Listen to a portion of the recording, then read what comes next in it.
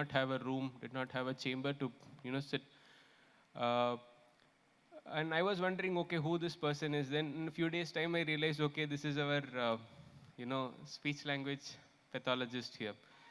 Did not have any, options to work around. Did not have a place to sit where he could evaluate patients. Any chamber that was free, or even in the waiting room, the work would happen.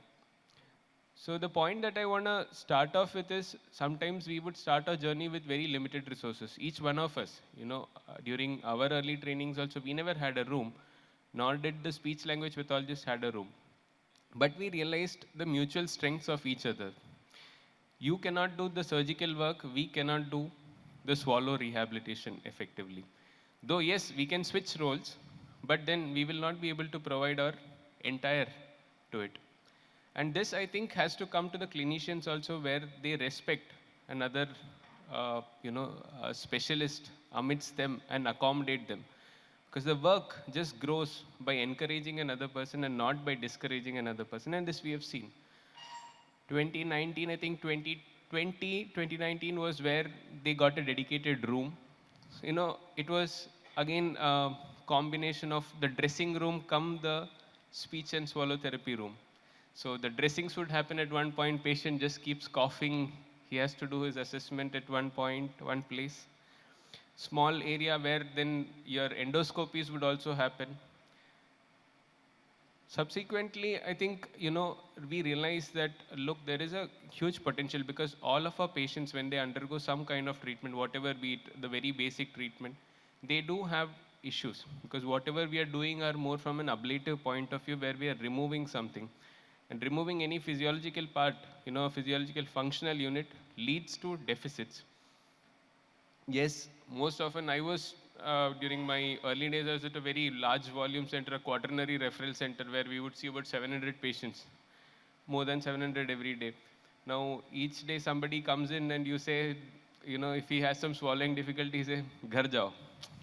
Because you didn't have the time for that. And I think it is earlier that we as clinicians recognize that look, we can put our strengths into another direction and allow and encourage a department which can look at encouraging in terms of dysphagia and dysphagia related problems. This would also encompass the voice related problems. So from there on, the department kept building. They started on, to have a training program where they started training, initially had observers coming in. Slowly, initially, I was also on the side where I was not very comfortable with, somebody else doing the endoscopies.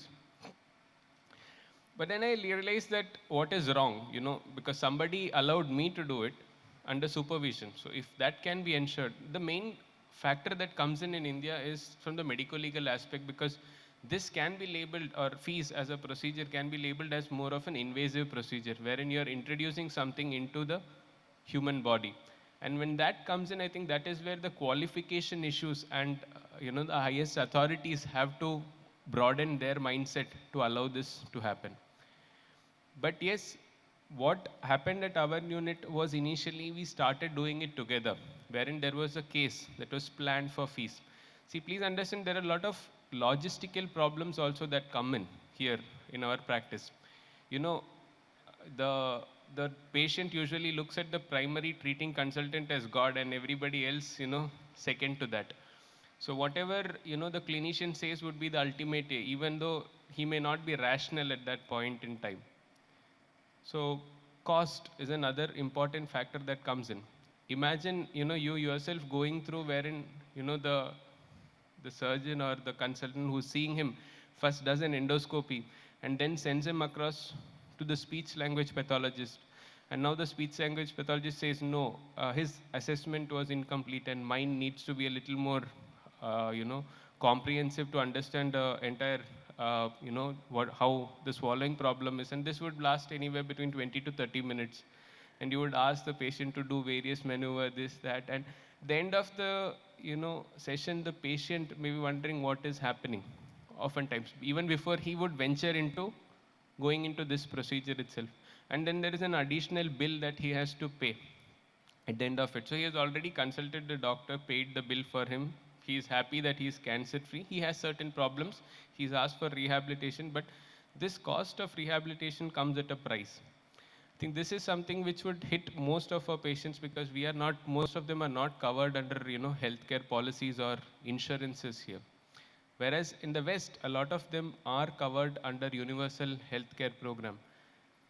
And not all centers have a comprehensive system also wherein there's a speech language pathologist. So now slowly what we happened, we started, helping each other learn the, the maneuvers that you would do with the scope. It's a flexible scope. We had a bad scope that was damaged. We had it, I think it's still there with our XYZ in the department wherein, we still have, we made certain cardboard boxes, cut holes through that just to pass to understand how the scope works, how you can pass in the scopes and help the SLPs train. Then slowly handholding happened wherein, in your presence, they started doing the process. So what I was telling is one suggestion that can be from your end is you can work together. If the elephant is actually in the room and not allowing you to actually do something, you can work with them. You do not have to do everything. One of On a lighter note, actually, a senior of mine told me to get trained in some particular skill sets. I was not very comfortable nor was very keen. So he told me something. If you take a lorry driving license, doesn't mean that you have to drive the lorry every day. You can still have it with you. So learning a skill doesn't mean that you have to always use this. You can still work alongside with your primary consultant or your referring consultant and tell him these options that can we look at doing this exercise together, wherein he's able to initially assess and the entire fees protocol, as you would see, most often does the initial assessment from a disease control point of view also to assess if there is any residual disease or not. That also is assessed when you do a proper full-fledged fees. So asking him to be there to the initial bit and then allow you to handhold, that happens. So that is what we are currently doing, separately than doing it two times, where it becomes a little more discomforting to the patient and where his compliance to the procedure would go down. We have been starting to do this together. And we have seen a dramatic improvement in, our patient outcomes, definitely, by introducing these protocols. So as on today, what we are doing is, and from there, where we were doing it together, now we have reached a point where it happens independently, wherein I may do my assessment at one place, and the XYZ and his team would do the assessment separately. And this would encompass both here, wherein, there's a formal discussion. Oftentimes, I think the ego comes in wherein we don't go and discuss this. I think this has to be something which we need to shed from both sides, wherein if there is a point, there we go and discuss individually and tell them that, look, I think this is better done this way, or can we do this together? So a lot of times we have had issues wherein, conflicts do arise, wherein I may not want this to be done again. But I think expressing this to the other person solves a lot of problems. And not just in professional life, but I think even in personal lives individually, all of us, if we have a small issue, maybe talking out or explaining, trying to put your stand across, and a firm stand. I don't want you guys to bow down to whatever is said. I mean, if you have a valid point and that is rational and for the benefit of the patient, I think stick to your grounds. You don't have to budge to things, but probably expressing yourself and time and again. So what our team did was, just had the foot somewhere in the door, didn't let the door close completely, and they were allowed. So slowly, eventually, systems will evolve. Currently, most of our centers don't have, or clinicians don't even understand what a speech language pathologist's job profile is like, right? Across, we are about 23 centers. We have speech language pathologists in about 3, 4 of them who are regulars. But the remaining ones don't have, because even within the system, recognition hasn't come. And I think we've been stressing upon this is, in case you want to scale up your work, you need subspecialties. You need units within yourselves wherein each person can handhold or specialize in some work and excel that. That is where the Western healthcare systems, the better of Western healthcare systems are, where there is a separate person. So, for example, the voice processes is not, inserted by clinicians at a lot of Western countries. It's usually held done by the speech language pathologist. And at our center also, it's encouraging, but there have been both sides of the story. So some of them very eagerly wanting to do it, and but then ended up realizing that there is a lot of work, and then they backed out. Good. I mean, but it's always best to learn these things. So essentially, what I'm trying to tell you here is that don't feel disheartened if somebody doesn't allow you to do, but stay firm.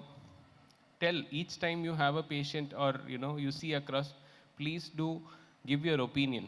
At some point the other person may budge and may realize that yes, you will get that opportunity once, but stay there, because we are heading towards a point wherein centers are going to get comprehensive.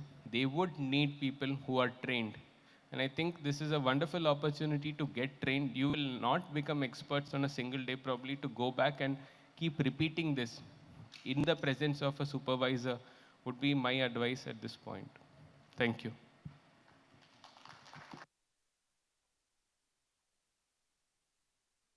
Thank you, sir, and a warm welcome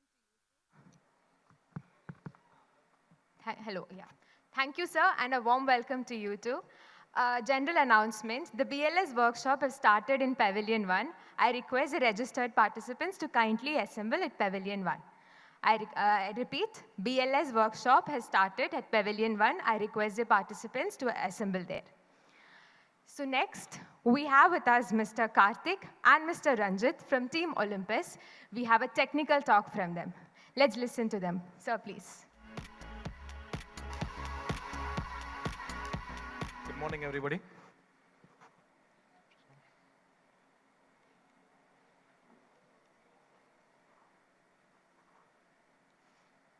Yeah, so it is a pleasure to meet you all. First of all, I would like to thank you for the opportunity for providing to us to be a part of the to partner in this particular IDC 2023.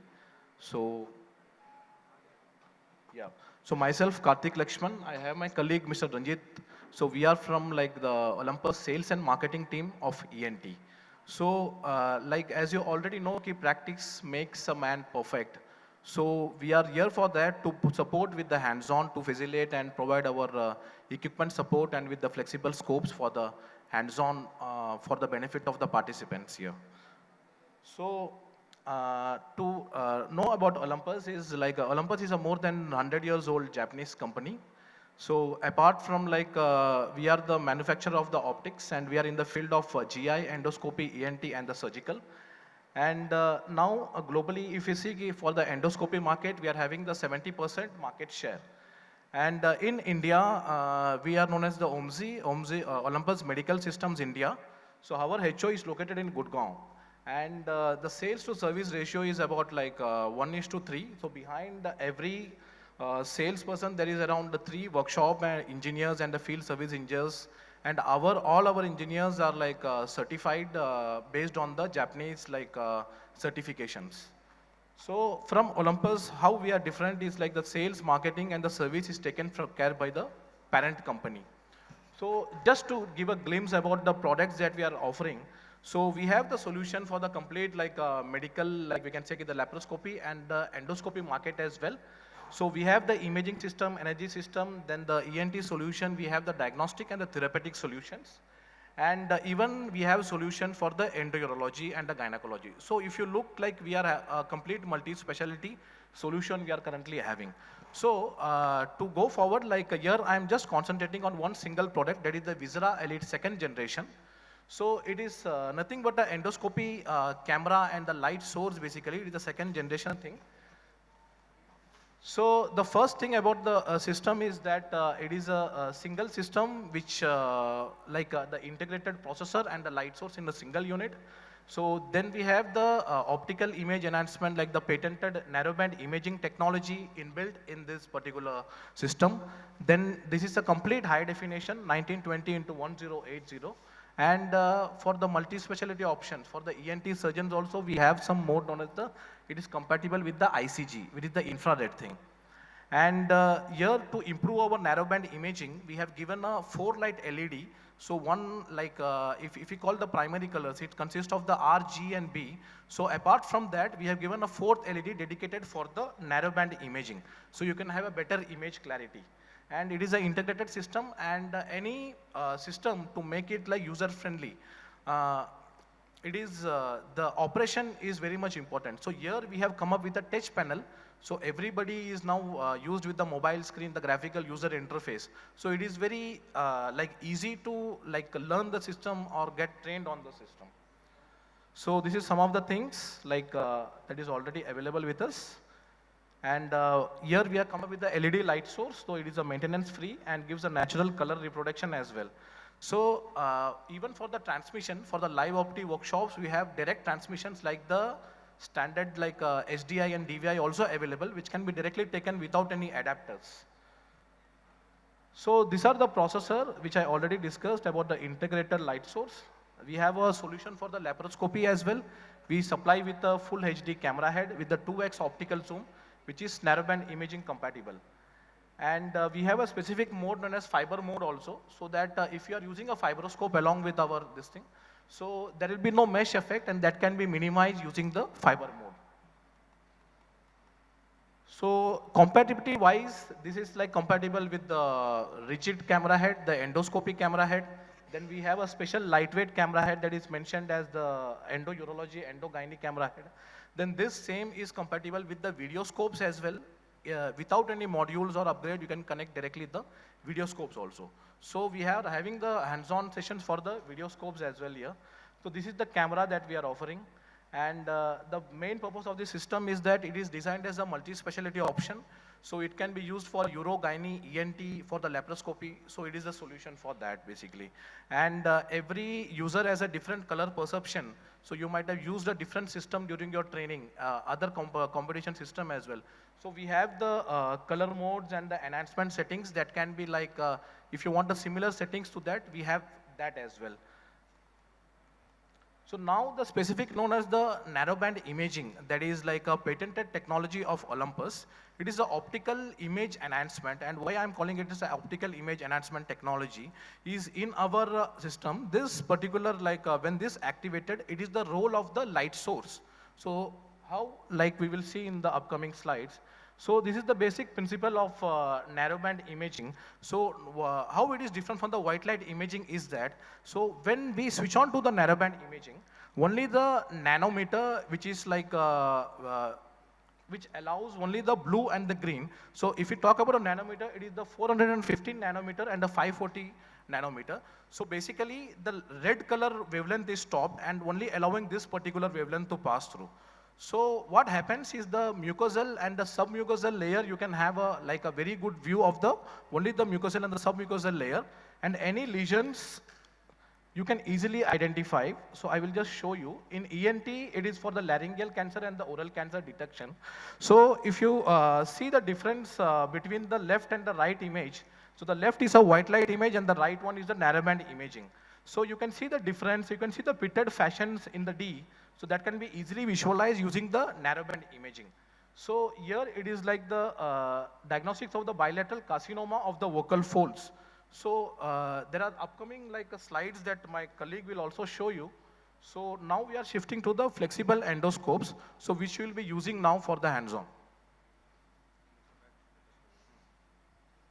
Good morning all. This is Ranjit from Olympus ENT Sales. So coming to the flexible endoscopy in ENT, and we have two types of rigid scope laryngoscopy and the flexible scope laryngoscopy. Coming to rigid scope, we have only certain limitations in that rigid. Coming to flexible scope, and this is pattern areas we can from nasal, oral, and from larynx we can. This is a 1, 2, 3 points where we can pass the flexible scope how it's going to be. And we have a certain different type of models which we have in fiber optic and in the therapeutic, whereas in chip-on-tip scope is also it's available with us. ENF GP2 and ENF T3 is a diagnostic and the therapeutic scope. Coming to the video scopes, it's a V3, V4 and VT3 is the latest models which we have. These are the different type of models which we have in fibroscopes. This is the ENF GP2 model. This is the very thinnest diameter, that is 3.1 mm diameter. This is a fibroscope which can be compatible with any other existing camera systems. And these are the different specifications of the terminology, like 3.1 mm diameter, and the therapeutic, it's a ENF T3. Coming to the chip-on-tip scopes, this is the ENF VH and V3. This is chip-on-tip scope where the complete, it's a light bundle scanning, where then the tip is having a chips. It transmits the signals from the chip to the monitor directly. There is no transmission loss in that. So this is the features of the chip-on-tip scope. High density, the wide angle view, pre-freeze function is there, improve of light distribution, and the screen display mode switching function. So these are the different specifications is there. This is the ENF VH, it's a high definition video scope. This is a, you can see the image quality, and coming to the narrowband, that is a, first image is the white light image, the second one is the narrowband imaging. This is a ENF V3, which is the thinnest diameter for chip-on-tip we have. This is a 2.6 mm diameter. The clinical which we can see in the pediatric patients. And this is how holding the scope and all, how it looks like to carrying the, we have two different types, normal scope and the pistol grip kind of a thing.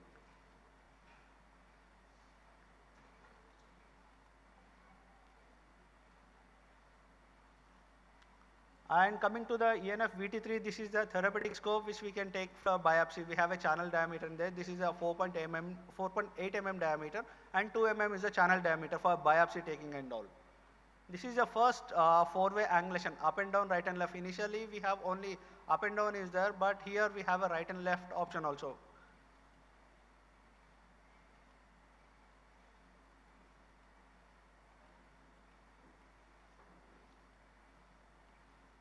And coming to Olympus Service Network, we have a complete, the left part is the service center. We have complete range like Gurgaon, Hyderabad, Bangalore, Chennai, and we have service centers. And this is a residence, engineers is available, Jaipur, Chandigarh and all. And this is a complete network which we Olympus expansion.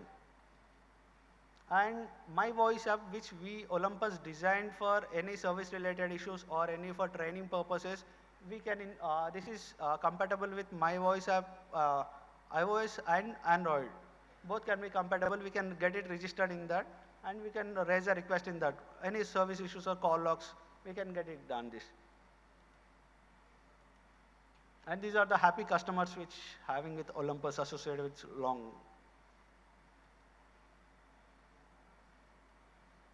And this is our HO office, and where we just doing the marketing activities and all. We have a dedicated OR in our Olympus Gurgaon office. Thank you.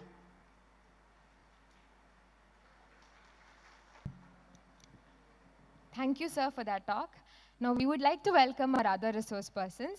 Ms. Nikita Kirane, she did her bachelor's in audiology and speech language pathology from Bharatiya Vidyapeeth University and master's from Maharashtra University. She did a fellowship in voice and swallow pathology mentored under Dr. Jaikumar Menon. She's a certified and trained to carry the flexible endoscopic evaluation of swallowing and modified barium swallow studies. She's also a certified clinical competence SLP, accredited by American Speech and Hearing Association. We welcome you, ma'am, on behalf of Team SLP Quest. Speech swallow pathologist at AMRI Group of Hospitals since 2015. He has a postmaster's training in voice and swallowing assessment and management in KIMS Trivandrum and Amrita Cochin, Kerala, under the guidance of Dr. Jaikumar Menon. He was an invited speaker and faculty in swallow assessment and management of SLP perspective at workshop and symposium on swallowing disorders, ENT National Conference, Kolkata 2017. He has done several publications under his name. We welcome you, sir.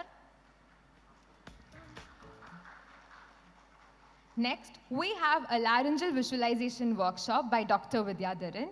He is a director of Tank Hospital, Chennai. He's a consultant ENT, head and neck surgeon, Curie Hospital, Chennai, and also an adjunct faculty at Amrita Institute of Medical Science, Kochi. His area of specializations are head and neck surgical oncology and reconstruction, deglutology, and laryngology. He's over 11 years of experience. So now let's listen to Dr. Vidyadharan.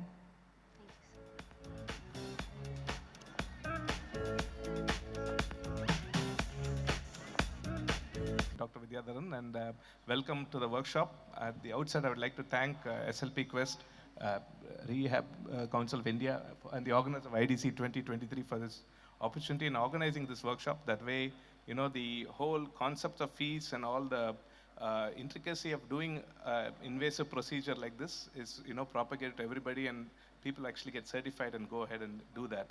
And I welcome you all for this workshop, and thank you for your patience and, you know, sitting through from the morning that we actually will start the workshop now. I wish all the ladies here happy Women's Day, and happy Holi to everybody else this thing. So the beginning, what the organizers want me to do would be to demonstrate a laryngeal, what's the topic, sorry, laryngeal? Yeah, so laryngeal visualization.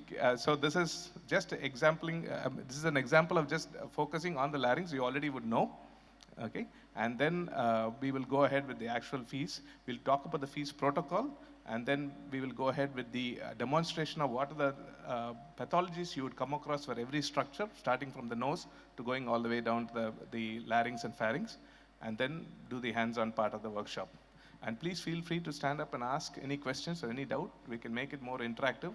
And so can I get Bhaskar or yeah, and we'll have a volunteer so we can actually see the live physiology of the larynx. Sorry? Huh? Mannequin larynx will not move. Okay, so who would be the volunteer?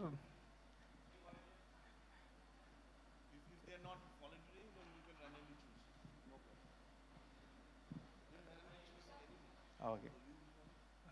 Thank you so much.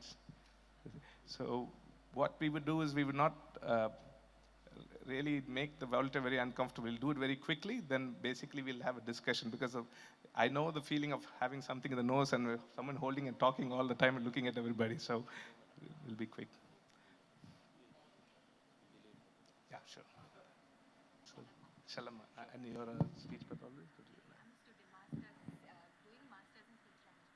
So I would like to give you a big, please give a big hand to Salama, because she's a master in speech language pathology, and she's been the first one to volunteer. So we'll be very gentle, and Bhaskar is doing it. He has a lot of experience. So while we are setting everything up, the importance of fees, how I came to know. Basically, I did my first fees procedure in 2010. When I was doing my first training in Australia, and the person who taught me was actually a speech language pathologist. Her name was Miss Robin Burnett, and she was a speech pathologist in the Royal Adelaide Hospital at that time. Unfortunately, the second time, 2017, when I was finishing my fellowship, she actually passed away in her sleep, so it's difficult for me to bring her here for any live workshop. But the concepts I learned at that time, we had something called the Voice Clinic, where in 2010, I used to be the ENT fellow. And at that time, I used to have a voice clinic where me and the speech pathologist would see about 15 to 20 patients for over a 5-hour period. And the speech pathologist already would have done the fees. So we will be discussing the videos together. And that's what when I came back, I wanted to work towards incorporating that to our speech pathologist, whoever I met. Because as a surgeon, like Dr. Anand said, we need to be in the theater doing our surgery part. And as a speech pathologist, you need to be helping with the rehabilitation and the diagnosis of our patients, any of the swallowing issues or voice issues. So during the voice clinic, we would actually be examining the voice box. I would be looking for any pathologies in the voice box, and most of our patients would be either neurological patients, adult patients, neurological patients, some geriatric patients, and also some of the head and neck cancer patients. And as a medical person in the rehab clinic, I would be seeing and trying to identify if I can spot anything which I need to surgically correct or correct with some medications. And the speech pathologist, once we work together, we would actually come up with a plan. If we find, we stage the dysphagia and figure out what we can do in terms of modifying the diet or teaching them some rehab exercise, or then pushing them for vital stim. So this is the game plan we used to have in the voice clinic for every single patient who came in. We'd spend about 15, 20 minutes for each patient and try to, that's how it happened in 2010. And when I came here and back to India in 2011, 2012, I went straight to Tata Memorial Hospital because I wanted to do further training in head and neck. At that time, I realized there was no speech pathology department over there. There was only nothing as very extensive and comprehensive as it is right now. And that's, thanks to Arun Balaji over there. This thing. So after a year stint at Tata, when I went to Amrita had actually just started the swallowing center by Dr. Subramania Iyer over there. So when I joined there, I was asked to take over and help at that time. And that was during the whole thing. So from 2010, my exposure to fees was mainly focusing on cancer patients and neurological patients. But I feel that this particular procedure needs to be done by a speech pathologist, and we need to have a multidisciplinary clinic. So in that situation, once you've done the thing, we sit and discuss and work out a game plan. So are we ready? Working on the screen. Okay. So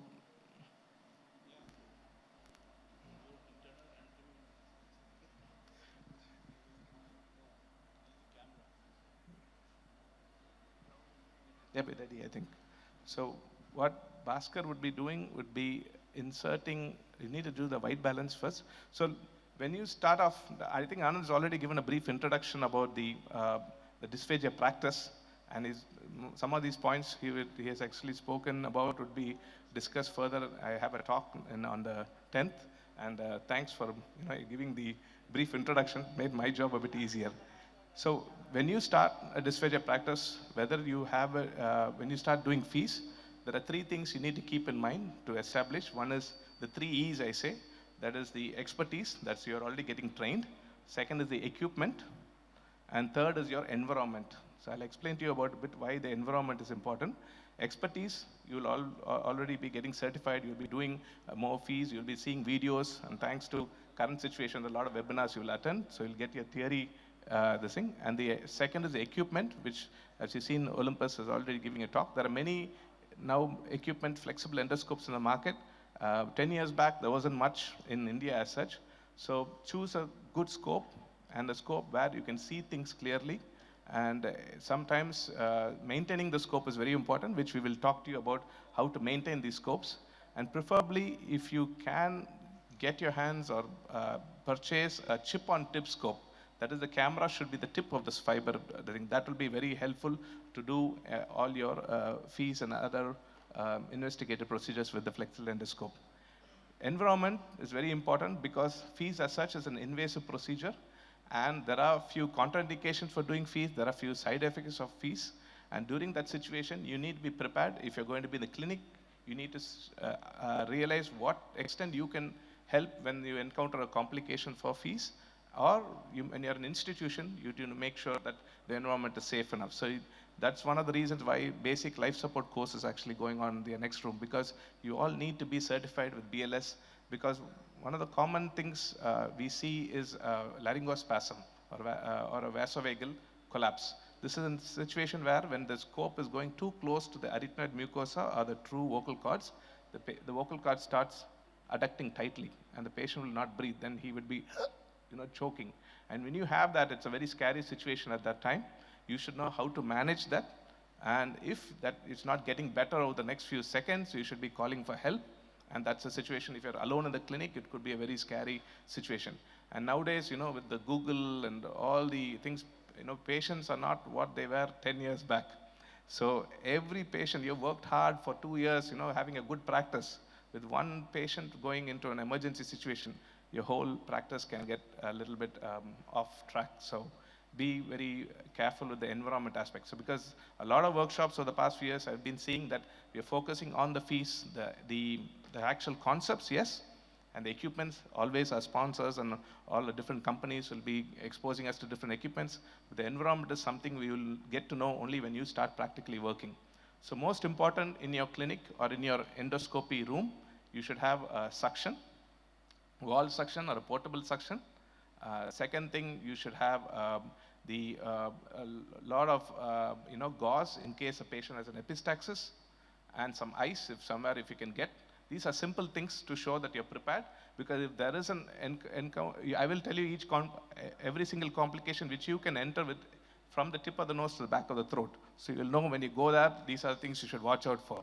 Okay. So, but this is just a gist while we're trying to pass the time while we start the scopy. So environment, that is in the clinic, your suction should be there, a lot of gauze should be there. you need to have a little bit of a medical backup, especially if you're dealing with pediatric patients, if you want to do a scopy on a child. And always make sure that I always make sure the attender's there watching. I don't take the patient separately to a room.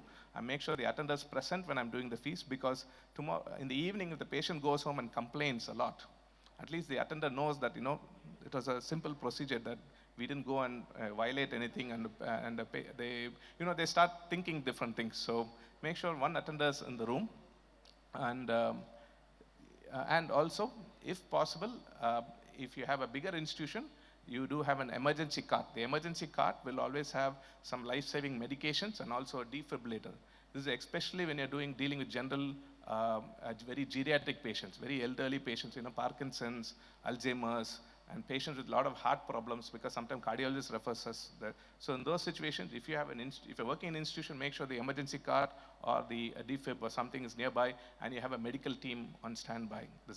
I'm not scaring you for a clinic. I'm just saying that before you go take a patient to do this procedure, you need to be aware of how you're going to manage your complication. If you can manage your complication, great.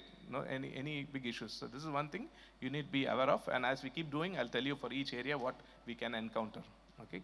So hold it. I like how you hold the scope like this with your palm of your hand, putting the scope against the palm of the hand. The other is what Susan Langmore does is like, I think she holds it like a gun. Okay, thanks. So thanks to the Olympus. So holding it in the palm of the hand, and then you have your thumb, or you can, the other way, some people are comfortable with the index finger moving the scope. So you need to check your orientation of the tip, which way you want to move, which way you want to go up, because if you get confused in the throat, patient will gag, patient will have pain, and will be moving all over the place, then you will not have a good examination. The other way is to hold, can I get you the mic, is to hold the scope like this. And that way you can use your thumb to move up and down also. Some people do that, and there is a nice picture of Susan Langmore doing this, so you can actually see that. You see which hand.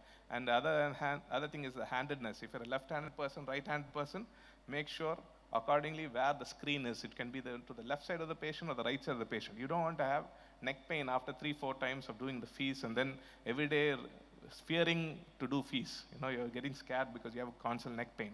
So ergonomics, you want to preserve yourself. I'm sure all of you must be in your 20s and 30s, so another 30 years you have to preserve yourself and keep doing fees.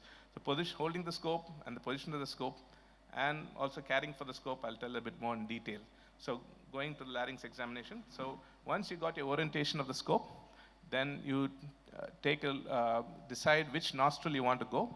So you can just gently put the scope in the nostril, make sure you're in the right orientation, not holding the scope upside down also. So which nostril, and then you see for the nasal septum, the central part of the nose, if it's too deviated, don't shove your way into the nose. See if the scope can go through that. If the patient is actually tearing or getting very anxious, then switch to the other nostril. Simplest thing, if both sides is very difficult to go, patient has severe allergies, and so this is the reason why you have to have an ENT doctor next. He'll tell you what's the problem with every part. So she actually sneezed now. Okay. So during the time, pull the scope out. And then after the patient is comfortable, reinsert the scope slowly.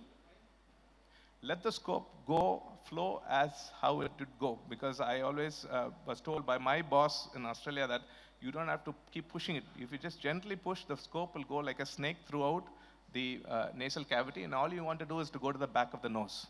And if you have pain, stop. Tell the patient that if the patient has pain, to stop and let them know. Once you're at the back, you see the nasopharynx, and then ask the patient to swallow, so you know where the palate is, an idea.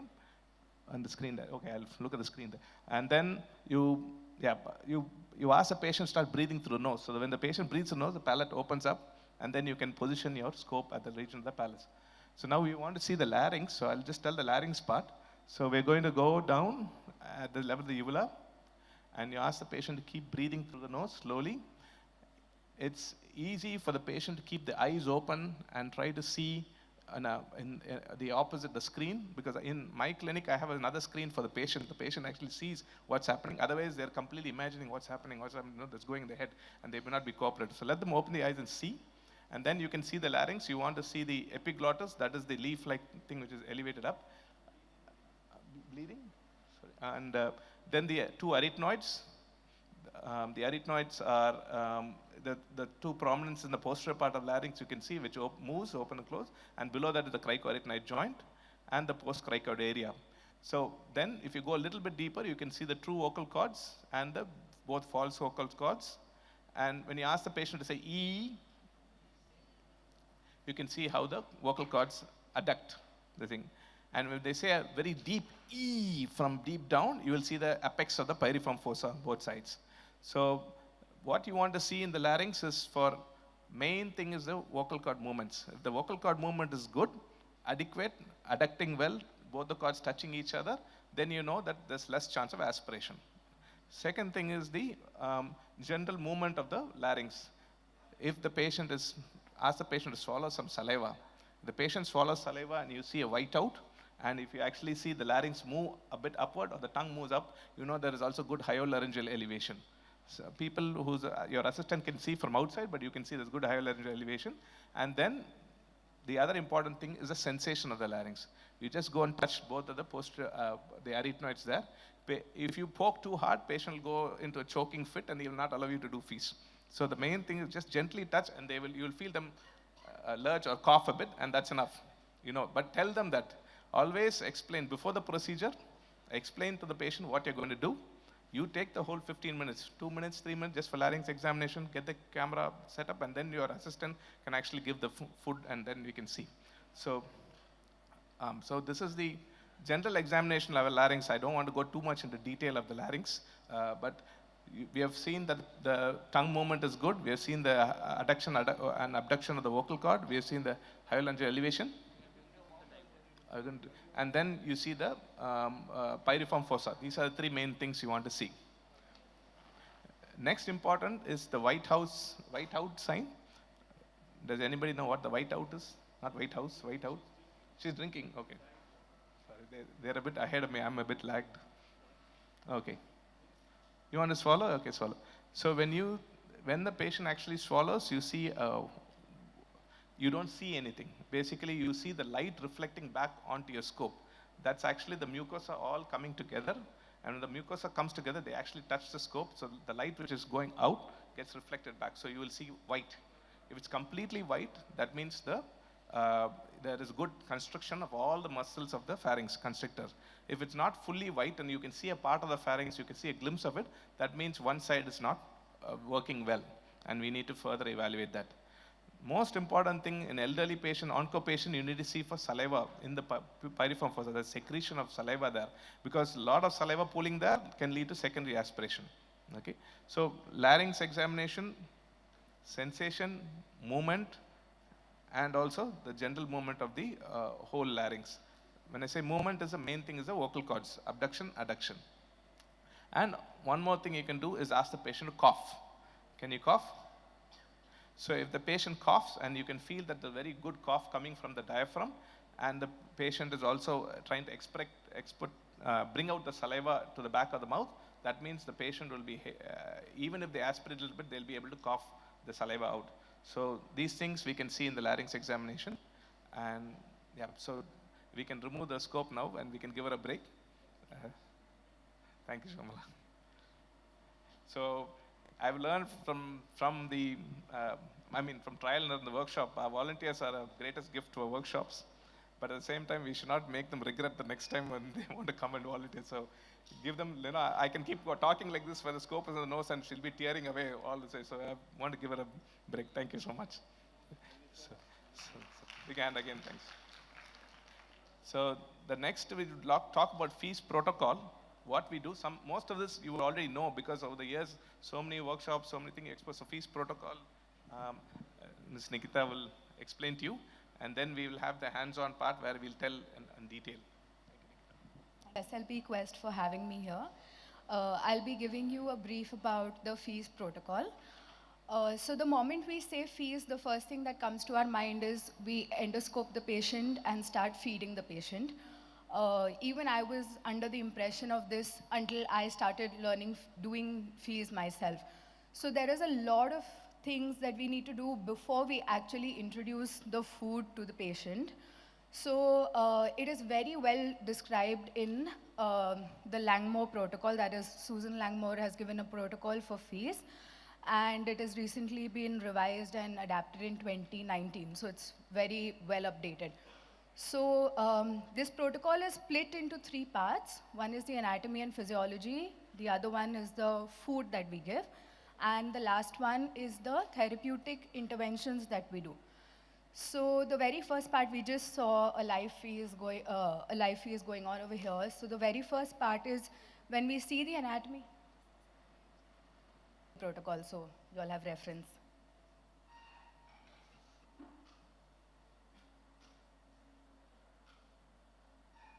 Yep. Okay, so the anatomy and the physiology is the first part of the feast protocol. Yeah. So as soon as we enter inside the nasal turbinates is what we see. We go through the lower turbinate as much as we can so that we don't disturb the patient. And we reach the velopharyngeal area. Once we are in the velopharyngeal area, we either ask the patient to say a non-nasal stop. That is, we either ask them to say a p or a b. Why we're doing this is because we want to see the complete blocking of the velopharynx. We also sometimes ask to swallow, the patient to swallow so that we can again see if there is complete closure of the velopharynx. If you are suspecting nasal regurgitation in the patient, we give some water at this level and see if the water is coming back into the nose. So that is what we do. There are other sounds also that we ask like s, e. There are various sounds that we ask the patient to say when we are at this level. Then we go further down. Once we go further down, we enter somewhere which is called as the home position for fees. This home position is a position where you are able to see pretty much all the structures. That is, you can see the pyriform fossa, you can see the base of the tongue, you can see the epiglottis, the false chords, true chords, arytenoids, the whole picture. That is called the home position. So over here, what we do is we first want to wait at this position and observe what is the current situation. Is there pooling? Is there a breathing problem? Is the patient able to adduct and abduct his vocal cords okay? So all of these things are what we need to really observe. And we also give certain tasks at this position. For example, we ask the patient to sniff through the nose. So we want to see if there is complete abduction that you're seeing. Then you can ask the patient to hold the breath so that we know what can be the level of aspiration in this particular patient. You also ask the patient to cough like Dr. Vidyadharan said so that we see what is the cough strength at that level. There is a task where you also sometimes ask the patient to hold the breath and do a Valsalva. So what this will do is the pyriform fossa is usually pretty much collapsed. The Valsalva will blow up the pyriform fossa so you can see that area as well. So there are different tasks that we ask in this home position before we actually introduce the food to the patient. Once you have evaluated all these tasks, you move a little lower, that is where you can see the vocal cords and you can see the arytenoids and the false cords. And here we start with the food. So we come to the second part of I'm sorry, I've run through a little bit. Can you take to the part 2? The food and, yeah. Even further. Part 2. Yeah,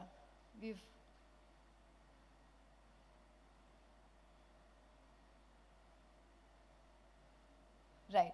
So here is when we actually start giving the food. So in food, we have 2 main things. One is what food, which consistency are you giving? So either you refer to ITSE protocol or you refer to some other protocols to decide which consistency you want to give and what is the amount. So the Langmore protocol says that if you're suspecting aspiration in the patient, don't give more than 5 ml in the first go.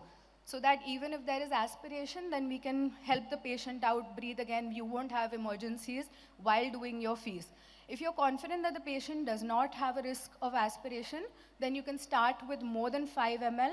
So you usually go 10 ml, 15 ml, and then directly with a cup where the patient can start sipping. After this, yeah. So there is another protocol which is ice chip protocol. I think most of us will be familiar with that. But like I discussed with one of my colleagues over here, we don't do it as often because of the weather conditions that we are in. So patients do tend to, pool a lot of secretions after giving the ice. So we kind of avoid doing that. We, rather prefer to give cold water if at all we want to use the ice chip protocol. Can we change? Yeah, change the slide. Yeah, that's the, so if the patient you feel has aspiration, so this is how we go ahead. Then the last part is the therapeutic intervention. So once we have evaluated all of this, then we go into the interventions, whether I want to give a chin tuck, whether I want to give head turns, whether I want to give any other supraglottic swallow, any maneuvers. So all of those things then we see therapeutically when the scope is in situ, so that when we actually start therapy with the patient, we know, okay, this is something that is going to work best because we have objectively evaluated it. So this is mainly the fees protocol. Thank you. Members, so if you all can divide yourself among and make the seating like that, it'll be easier. 3 groups of 10 members each will divide you all into team A, B, and C.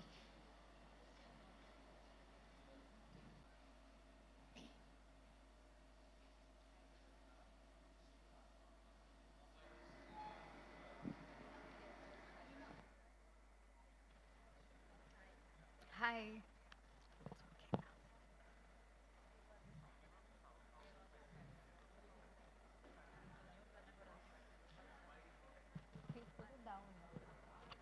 Okay. Good to go? Okay. Okay. How many of you all have done fees before? Have observed. Everyone has observed, right? If you all have any doubts, please ask me. Okay? All right. So this is the laryngoscope. This is the handle that he was talking about. The handle is usually, can you see when I move it? It moves here, up, and likewise it will move down. Correct. Okay? Can everyone see? See, it is straight right now. The tip, it is straight.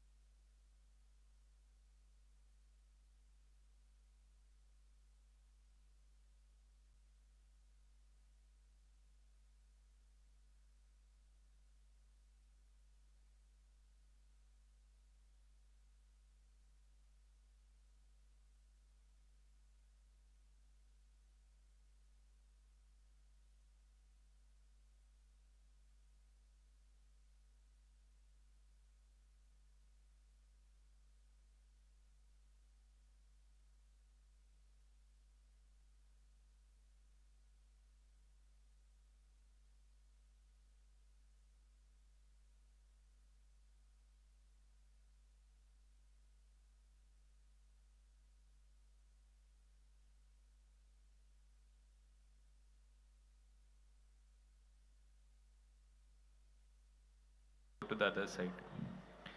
Right, so left hand, right hand, or you can use the right hand, left hand. Right. So choose whichever would be most comfortable to you. I think most of you would be right dominant, so use the right hand, and with the left just maneuver it inside. So again, take a comfortable position. This may be a little lower down, so you may have to bend down. Probably we can place it a little higher as well, or maybe the next time. Uh, s- so here, say when we pass through the nostril, so this is the anterior nares that we are going past, right? And then you have what you see immediately are the turbinates.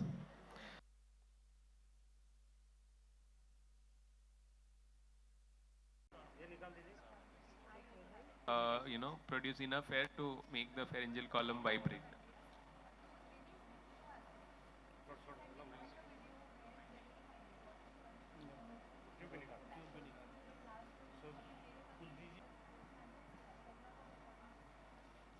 So, what is the length at which you have fixed it or planning to fix it?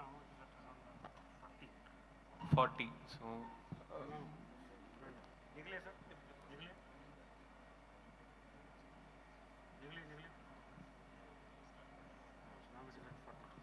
so around 40 centimeters. It's way beyond the try pulling it out. Segment. So, as he talks, you. हाँ बोलिए सांस लेके हाँ बोलना अभी बोलिए try करते रहना ठीक है सांस लेके ट्राई करिए अभी हाँ बोलिए अभी आया ना ऐसे और एक बार 1 से 10 तक बोलना ठीक है सांस लीजिए बोलिए 1 2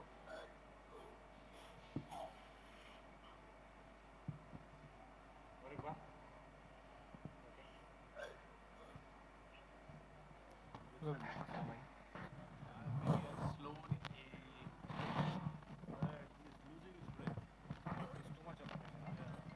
और एक बार सर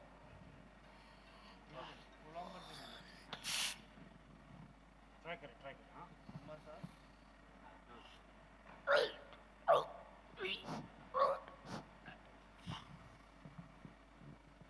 जितना लंबा होता है उतना लंबा कोशिश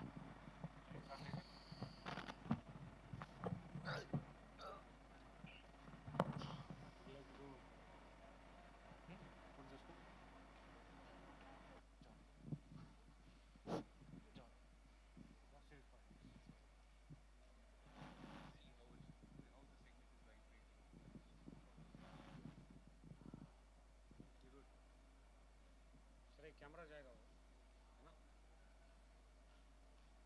हाँ करते हैं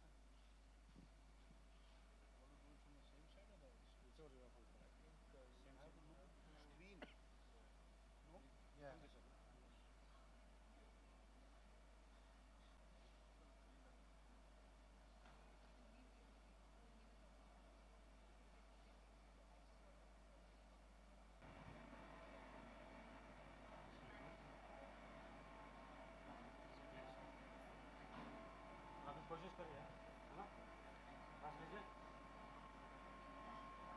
जोर से सांस लीजिए हाँ अभी बोलिए tell me whenever you ready visualisation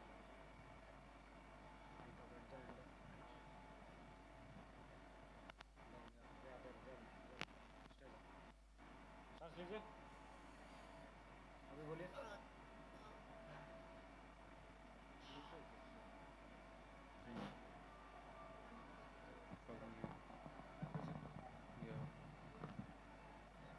और एक बार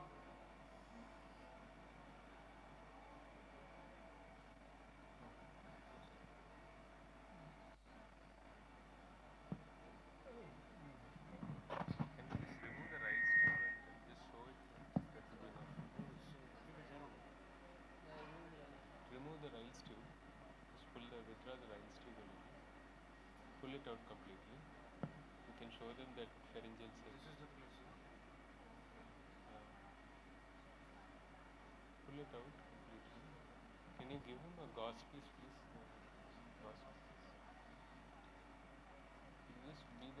go close to that, that area is the vibratory portion, very similar to how your glottis would be in a patient who has, can you see that mucosa there? So that has that vibratory tendency. What you're seeing. Yeah. There could be a stricturous segment which could be tight, wherein the speech may not be of good quality. One, when you encounter these kind of patients, you can inject a relaxant in this area and also try. Botulinum is not available nowadays, so we use lignocaine and also try doing that.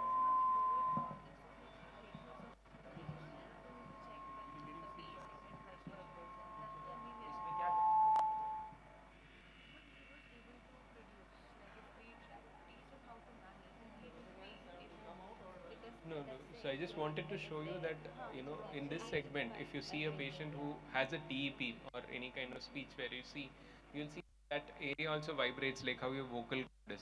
Some of the patients have it much well formed, like there is that pseudo vallecula kind of a thing which is formed, and then that area like the vocal cord, how you have the glottis, you will have vibratory patterns there. Yeah. No, that is the mucosum. That's the only tract. That's the neopharynx now, which is formed. That's the neopharynx. So the mucosa there is what is going to be the vibrate. Yeah. The yeah. Correct. So the air source is there. The vibrator. This is the new vibrator, and the resonators are here above, and then for the articulation. Yeah. Yeah.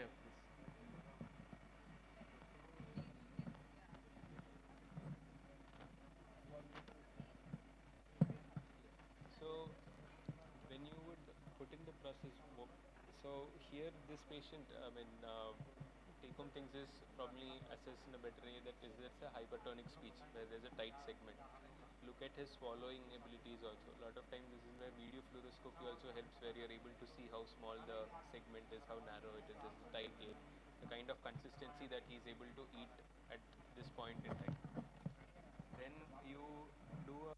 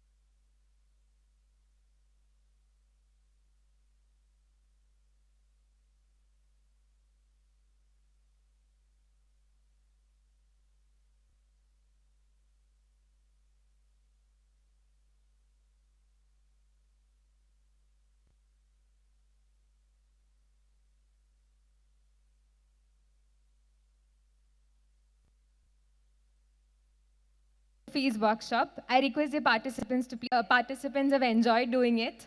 A big thank you to our resource persons for patiently explaining to us everything, for teaching us how to perform fees. I'm sure all of us had a offline experience, right? So how's your feedback? How was the workshop? Did you all enjoy doing it? So yes, it's a positive feedback from everybody, sir. Louder, please. How was it? Feedback. Louder. From that side. How was the fees workshop? How was your offline experience, hands-on experience? So I request, as a token of gratitude, I request Prasanna sir to give the bouquet to our resource persons. So starting with Dr. Vidyadharan, please come, sir.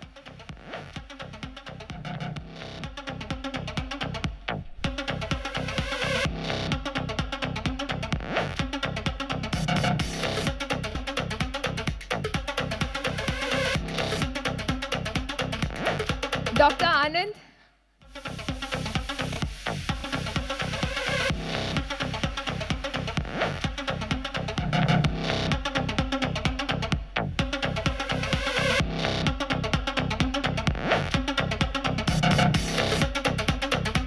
Miss Nikita Kirane.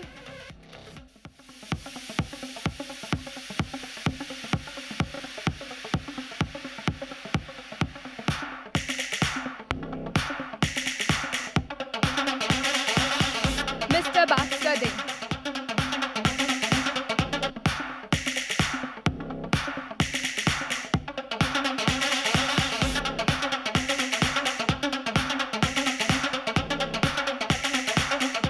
Thank you, sir. Thank you, everybody. Hope all of you will join us today at 5 p.m. for the inaugural ceremony.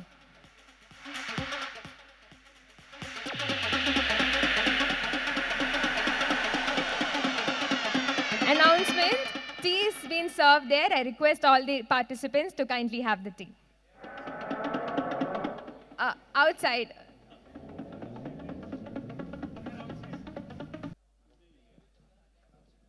Respected dignitaries, members of the organizing committee, and our beloved participants, good evening to one and all present here. I'm Shalabha, and this is Drishti. We would be the host for today. It's a pleasure to have all of you here today. Let me give you a brief introduction about what SLP Quest is. We're a team of enthusiasts systematized to blossom the budding SLPs in our field. It all began in the year 2020 with the event called Guru Vandana, after which we started our virtual educational programs. Since then, we have never had a turn back. We gradually grew in large numbers to a huge family. We aim to elevate the clinical standards of SLPs across India by virtually bringing them together for didactic sessions and case discussions and masterclasses. We come up with exciting posts and interesting facts in the field of speech and swallow. We initiate, collaborate, and facilitate. On behalf of the team SLP Quest, we are delighted to offer a gracious welcome to all of you to the inaugural ceremony of International Dysphagia Conclave 2023.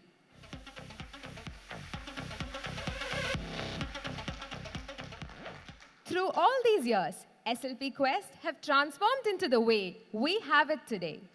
Yet, tradition still stays strongly etched in our hearts. Let's begin the program by invoking the blessings of God Almighty. I request Ms. Harshini to come for the invocation song.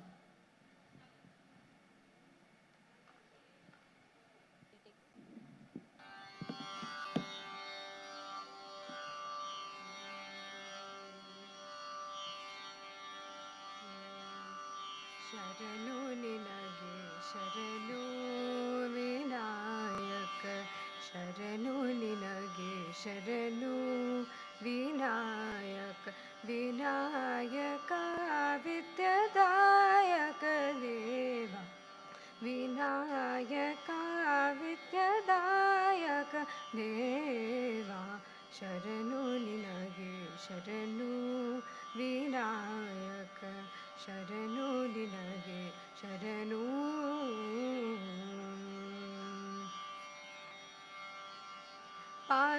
ಪಾಶಾಂಕುಶಧರ ಮೂಷಿಕವಾಹನ ಸರ್ಪಾಲಂಕೃತನೇ Gajanana ಪಾಶಾಂಕುಶಧರ ಮೂಷಿಕವಾಹನ ಸರ್ಪಾಲಂಕೃತನೇ Gajanana ಆದಿಪೂಜಿತ ನೀನು ವೇದವದಿತ ನೀನು ಆದಿಪೂಜಿತ ನೀನು ವೇದವದಿತ ನೀನು ಮೋದಕ ಪ್ರಿಯ ನೀನು ಗಣನಾಯಕ ಶರಣು ನಿನಗೆ ಶರಣು ವಿನಾಯಕ ಶರಣು ನಿನಗೆ ಶರಣು ವಿನಾಯಕ ವಿನಾಯಕ ವಿದ್ಯದಾಯಕ ದೇವ ವಿನಾಯಕ ವಿದ್ಯದಾಯಕ ದೇವ ಶರಣು ನಿನಗೆ ಶರಣು.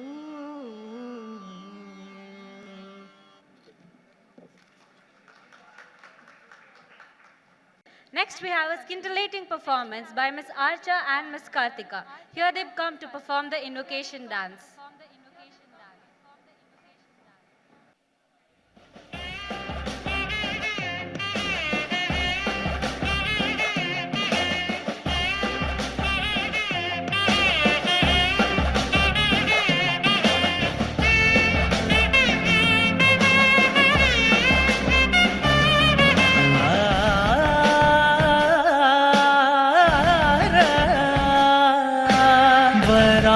वराहरूपं दैववरीष्टं वराहरूपं दैववरीष्टं वरस्मितवदनं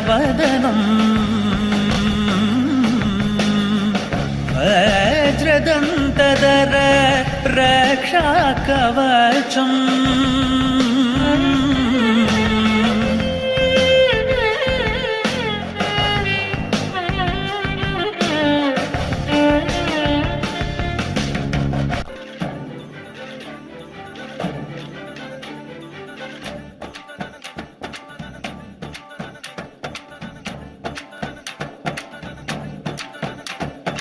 धिं तदरे दनि धिं तदरे दनि धिं तनदरे ना धिं तदरे दनि धिं तदरे दनि धिं तनदरे ना ओ दनि दर दर तनि तनदर ना ओ दनि दर दर तनि तनदर ना धिं तदरे दनि धिं तदरे दनि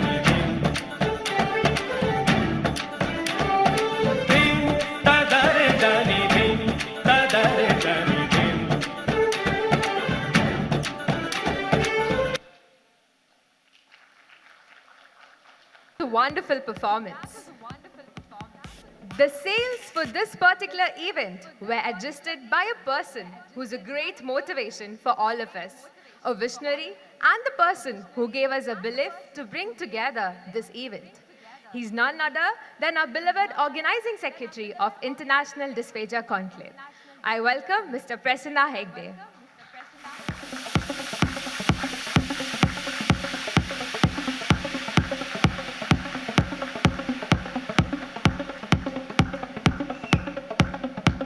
To give a red carpet welcome to everyone present here, I would like to call upon our organizing secretary to do the welcome speech.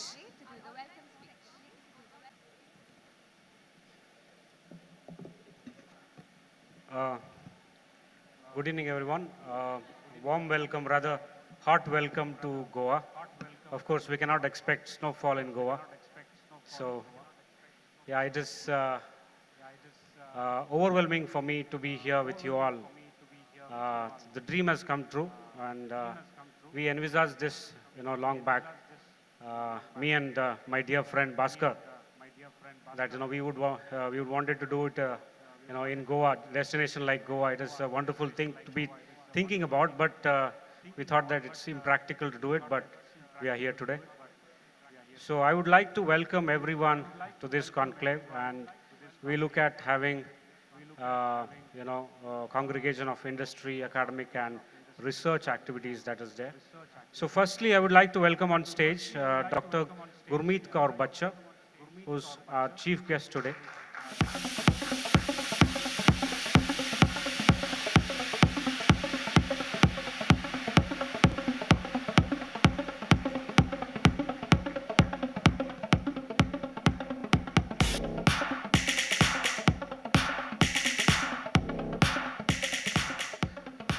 So I would like to welcome our my guru, Dr. B.S. Premlata on the stage, who is the president of this conclave. And of course, she writes her age somewhere close to 50, but I don't believe that because her energy and the activity that she does with us is, it doesn't say anything about that double-digit number. So, thank you for all the support that has been there, and we are here to witness, together about, what is going to happen next 3 days. We just saw trailers, of course. We are going to have a full-fledged movie in the coming 3 days.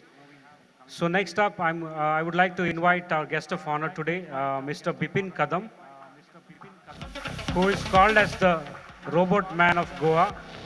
Please, sir, please, Ayya.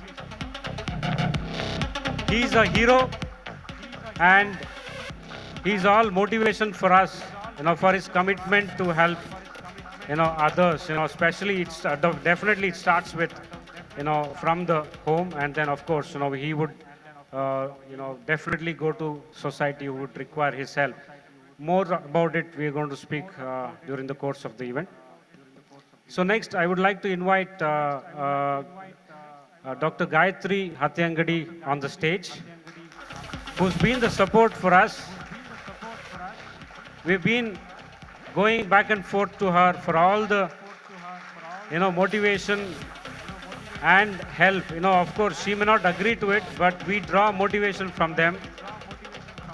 And every day, whatever we post on WhatsApp and, whatever we do, we always have backing up or heart, heart emoji which comes up, which tells, a lot about what they want us to do, and also, the energy with which we are going to perform based on the response that we get, right?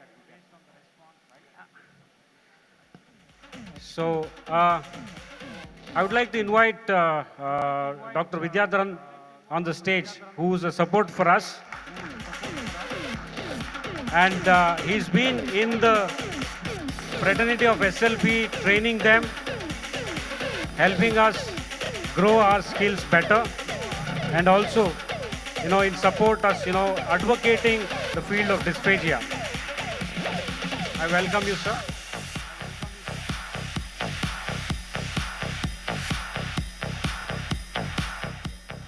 So next up, we are here because of the idea of Goa, and that has come from Mr. Bhaskar De. It is not my idea.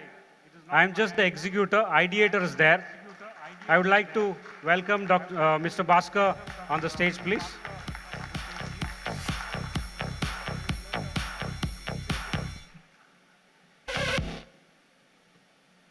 So all our effort, will go waste if there is no receiver.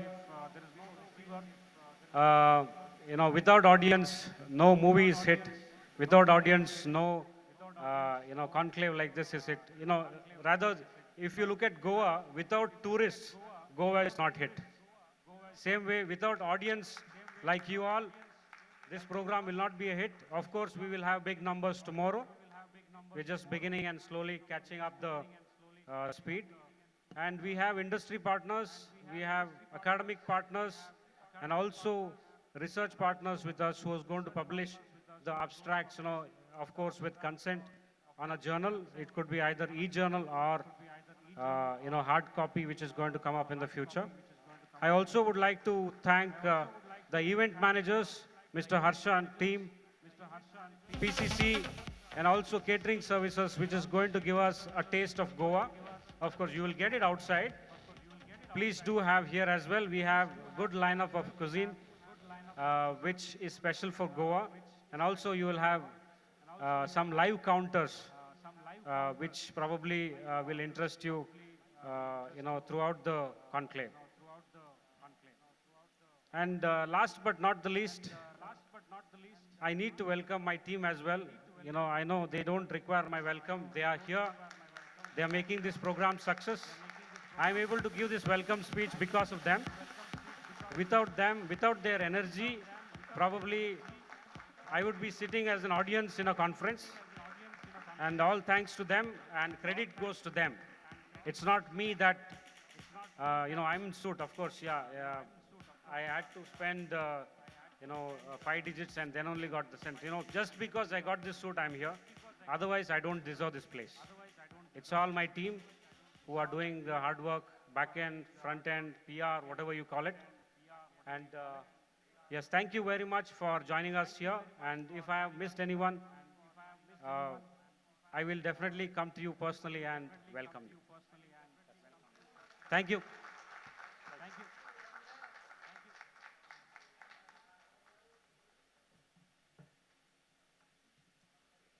Thank you, sir. Let's now ignite and spread the positive energy for the International Dysphagia Conclave 2023.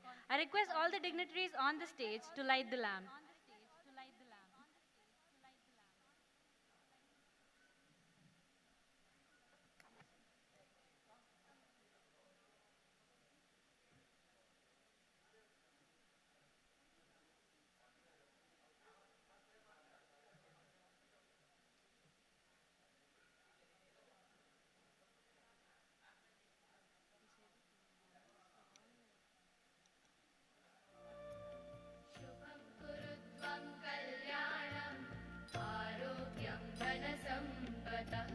शुभं कुरु त्वं कल्याणम् आरोग्यं धनसम्पदः शत्रुबुद्धिविनाशाय दीपज्योतिर्नमोऽस्तु ते दीपज्योतिर्नमोऽस्तु ते दीपज्योतिर्परब्रह्म दीपज्योतिर्जनार्दनः दीपज्योतिर्परब्रह्म दीपज्योतिर्जनार्दनः दीपो हरतु मे पापं सन्ध्यादीपनमोऽस्तु ते ओ दीपब्रह्मरूपस्त्वं ज्योतिषां प्रभुरव्ययः ओ दीपब्रह्मरूपस्त्वं ज्योतिषां प्रभुरव्ययः आरोग्यं देहि पुत्रांश्च मतिं स्वच्छां हि मे सदा रवेरस्तं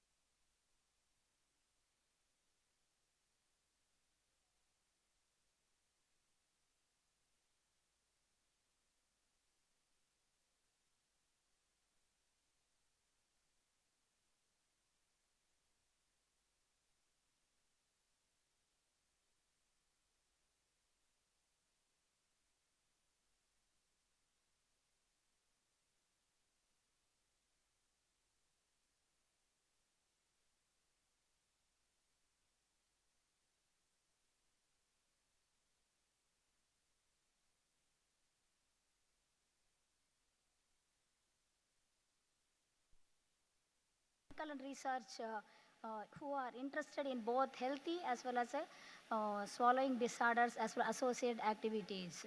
We are determined to conduct this IDC 2023 as offline, but due to some logistic reasons, we had to go for hybrid activities.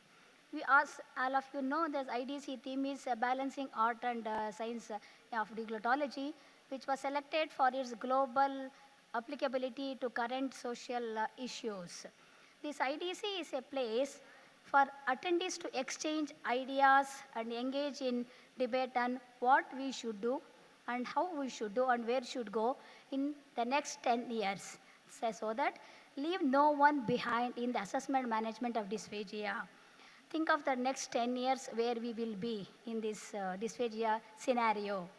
We engage these activities in a varieties ways by attending only those directly or indirectly families responsible for having the swallowing disorders and improving their quality of life, involving students, trainees, juniors, seniors, and colleagues and other professionals who are involved in directly or indirectly in the management and assessment of swallowing disorders.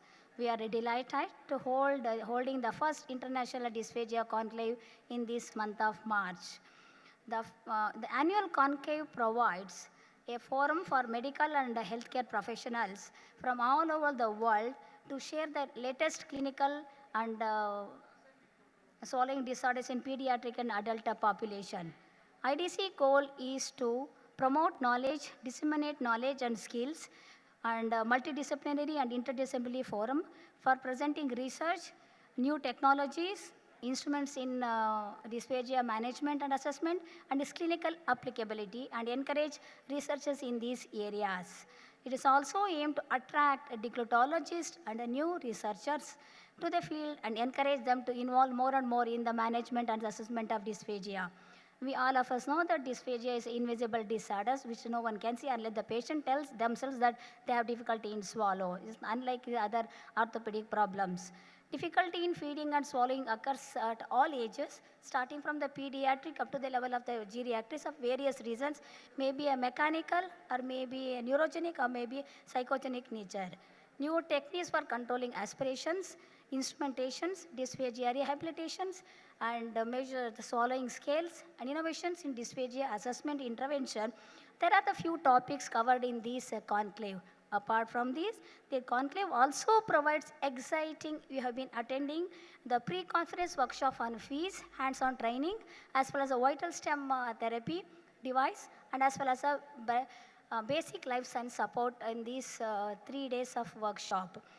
As a deglotologist, there are a few points to make. First and foremost, we lack, the manpower is less.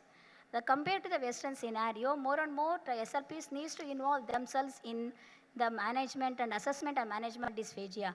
Though it's better, now I see many youngsters coming forward to do the dysphagia assessment management, but it's not in par with the Western setup. So we need to train more and more youngsters to get involved in dysphagia assessment and management. And second point is that bringing awareness among the medical fraternity is the most important. When the patient complains of swallowing difficulty, he or she will first go to the doctor, telling them that they have a swallowing difficulty. It's our responsibility to encourage or orient the medical professionals to refer the case to deglotologists for the further assessment and management. The third component is because of the increased medical facilities, quality of life also is better, and survival rate among the geriatric population is improving so much. But once again, the quality of life is decreasing because of the functional outcome is less. So in order to build the geriatric populations and as well as improve the quality of life, and sometimes they do complain of swallowing difficulty. We need to do a lot of public education to involve them and come to the deglotologists for the further management and assessment and management. I'm happy to see that around 438 registered. The other day I was asking Mr. Prasanna that how many registrations, how many oral and poster presentation. He said, Madam, around 438. I said, my God, it's such a nice figure to hear, 438. And how many oral and how many poster presentation? They said around 165. I said, all are oral? He said 15 are oral presentations and 120, 30 are poster presentation. I don't think any conference had so much, not even ISHACon. There's a big round of applause to our student population as well as training institutions to promote such a good in number. And I'm glad that everyone, all of you have done a good and selected a good platform to improve your knowledge and skills. I'm happy that all of you have done a great job of attending IDC 2020 and giving a dysphagia a voice. Never been in this scale. In 2017, we had conducted dysphagia conference for 3 days. The maximum we had around 200 to 250 number. And this is the first time that I'm seeing such a big in number. And everybody is interested in working in a hospital setup, and everybody wants to improve their knowledge and skills. With these few words, I like to wish you all the best for everybody. And these 3 days is going to be a feast for all of you. Learn as much as possible without missing any one session also.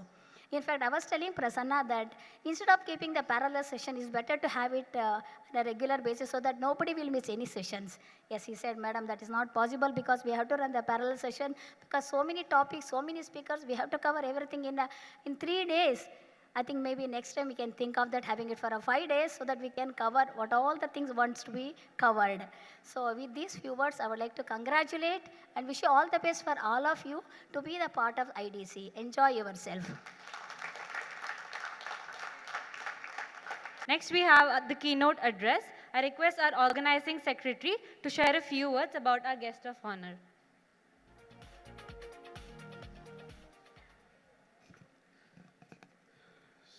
So again, thank you, Drishti. So we have chief guest with us, Dr. Gurmeet Kaur Bachcha. First time I saw her in Tata Memorial. I think it was her retirement time from there. And she started her second innings, and it looks like second innings is much busier than the first innings. With all the activities she's been doing in the clinic, out of the clinic, social work and other things. I did read her double-digit pages of CV, and my target is that now as a professional. Of course, it is beyond just the clinical profession. So I'm going to read out some of the summary that came from the long CV. That is true for her stature right now. So Dr. Gurmeet Kaur Bachcha is a highly educated person with number of degrees to her credit, such as BSc in Audiology and Speech Therapy, MA in Clinical Psychology, PhD in Clinical Psychology, PG DHM and HC, that is Hospital Management and Healthcare, LLB, and she has also completed her education from Mumbai University. She's also completed many programs, to name a few: Entrepreneurship Development Program, Industrial Management. She has also worked as an audiologist and speech pathologist in various hospitals. There are many. Currently, she is visiting faculty at Garware Institute of Education and Career Development. Again, it's out of the clinic, the core clinical practice that we do. And also to deliver lectures on hospital management and healthcare. PDGA courses at Kalina Campus, Mumbai. Non-governmental member of District Disability Rehabilitation Commission Committee, that is District Sindhu-Durg. Honorary audiologist and speech therapist and clinical psychologist at District Hospital, Oras District, District Sindhu-Durg State, Maharashtra, India. So this is just the summary of her achievements, and I request her consent to share her CV in our website so that everybody can go through it and see the possibility of scope of practice, not just in clinical area, and also see how best we can improve our contribution to the society. I welcome Dr. Gurmeet Kaur Bachcha to give keynote address. Welcome.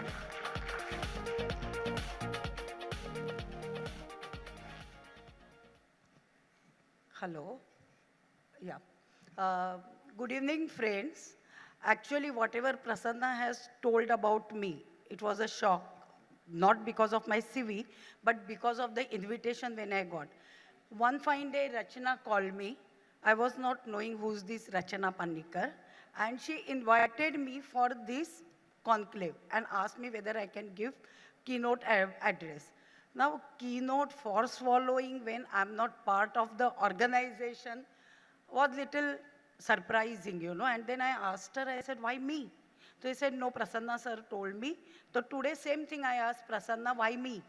And then he told me he was in Tata for the conference where we have called the students from Pakistan. If you remember Smita, Prema, all of you, Gayatri, all of you were there for that conference, and that was international conference. One of the conferences we were conducting at Tata Hospital. Now the topic was hurdles in swallowing therapy. Hurdles, whatever I have come across, whatever I remember, because I have got short and long-term memory loss. So whatever I remember in this 45 years ka journey, clinical journey as a speech therapist, started with speech therapist, then I became audiologist speech therapist, and then swallowing therapist might as well. I will try to share with you. Yeah, first, before starting with dysphagia, we will go with the introduction, what is swallowing, what is normal swallowing. This is eating, we all know this definition, that it is an extremely complex and integrated neuromuscular process that synchronizes volitional and automatic movements to provide adequate nutrition and hydration for keeping the human body functioning healthy. Tired, right? I said, at least I am tired when read all these things. But the students have to go through this. And luckily, most of us, we never come across these things subjectively for us.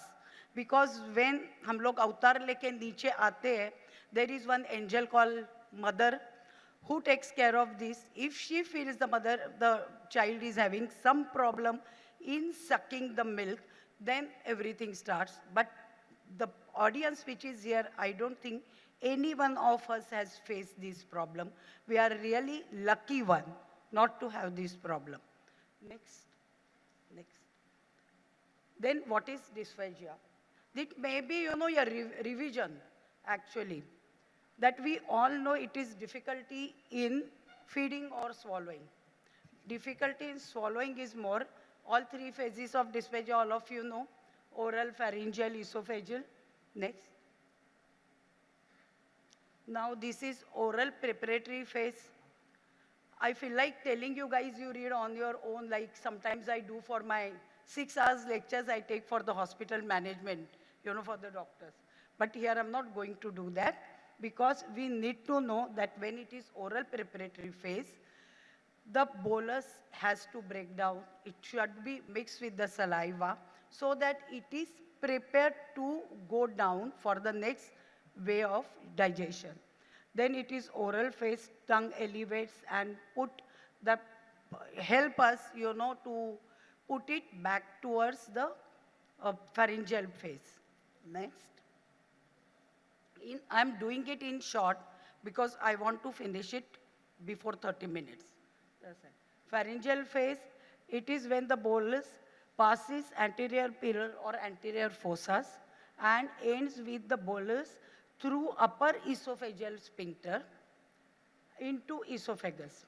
Velum elevates and go ahead, don't worry.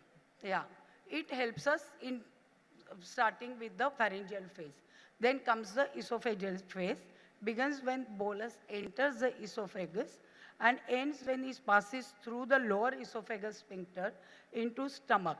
That is 8 to 10 seconds, 8 to 20 seconds afterwards, depending on the bolus, size of bolus, and the ability to swallow. That's it.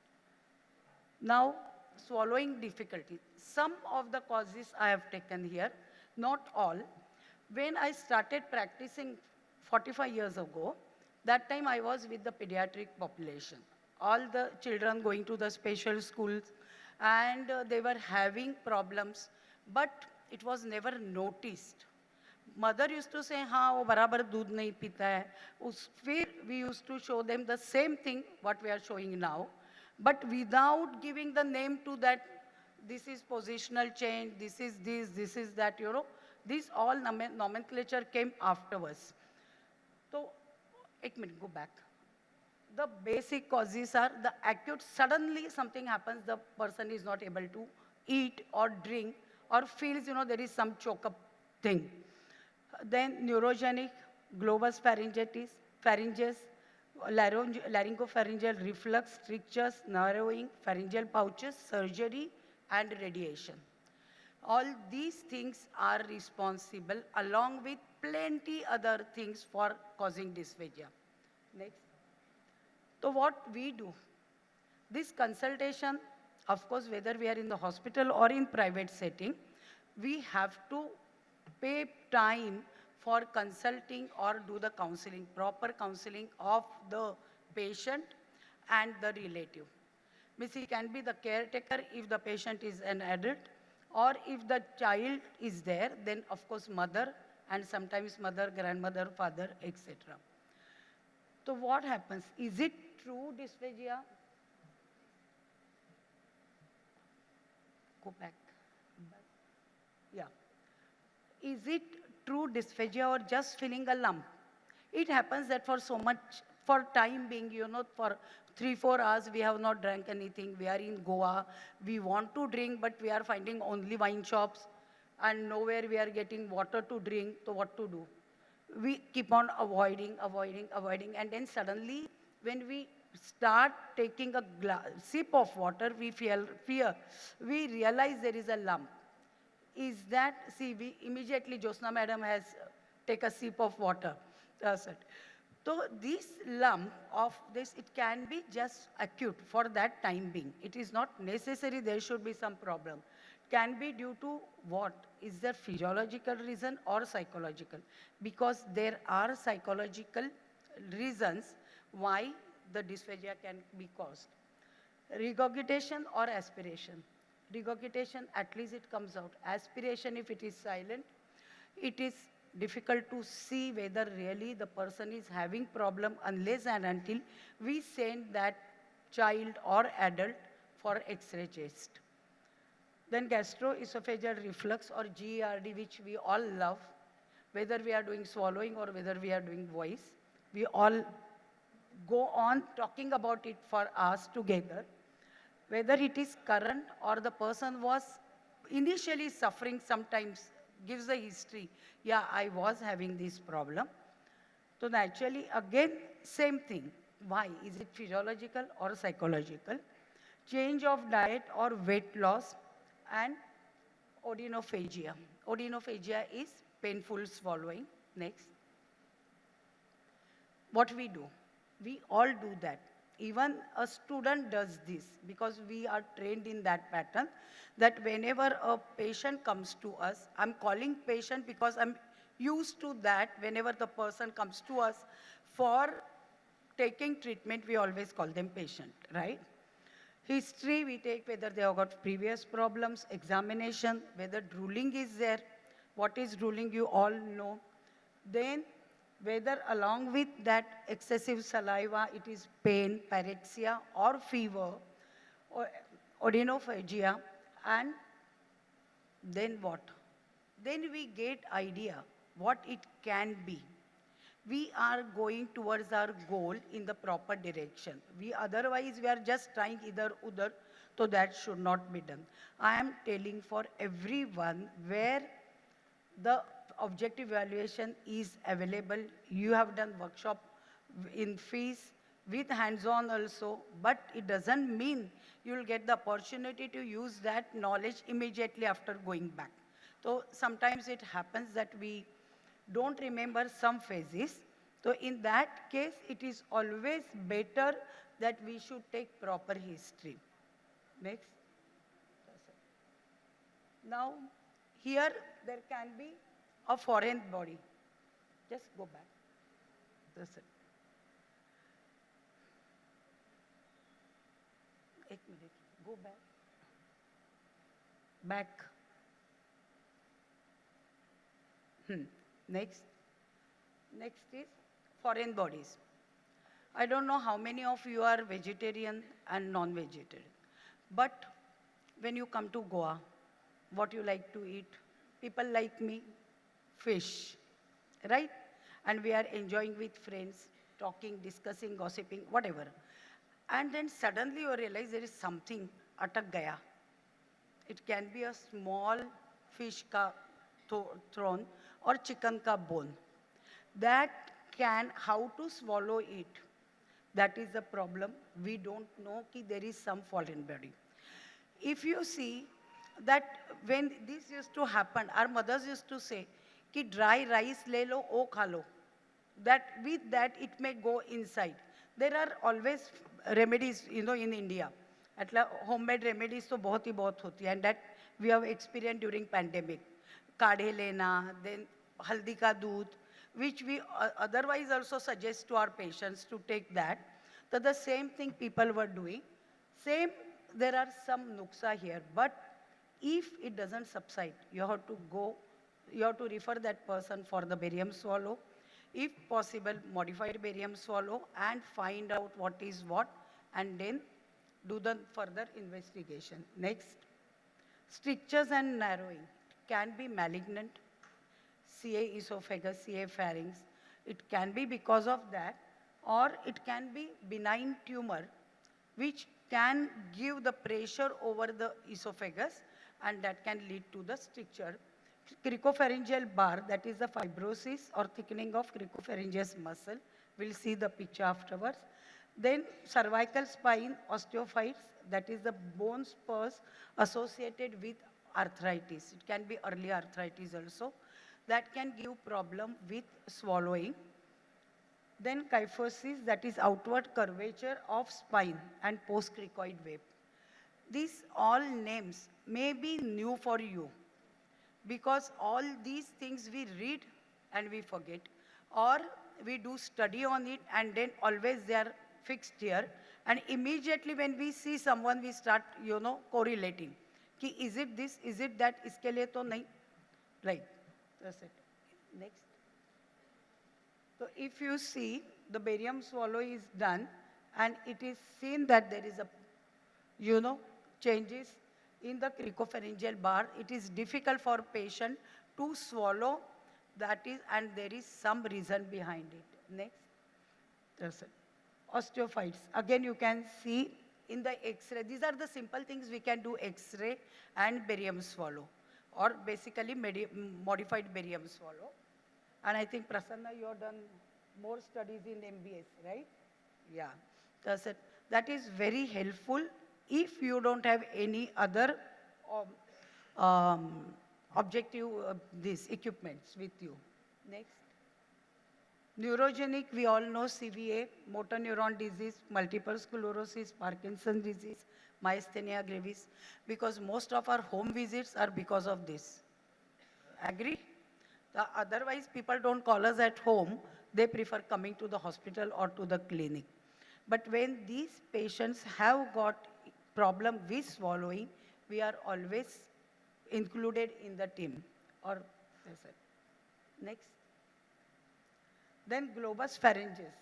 Previously, it was called globus hystericus because it was associated with psychological distress. Was when not eating or drinking for a longer time. No true dysphagia for solids and liquids. Means sometimes person can eat, sometimes he can't.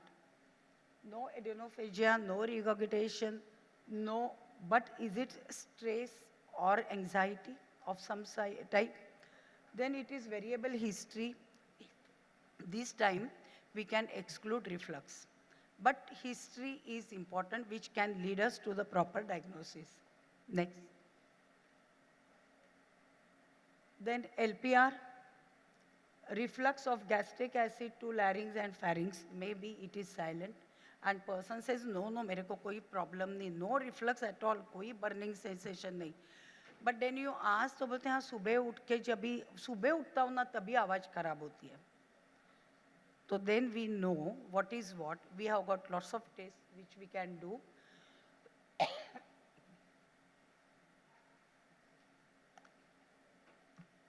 When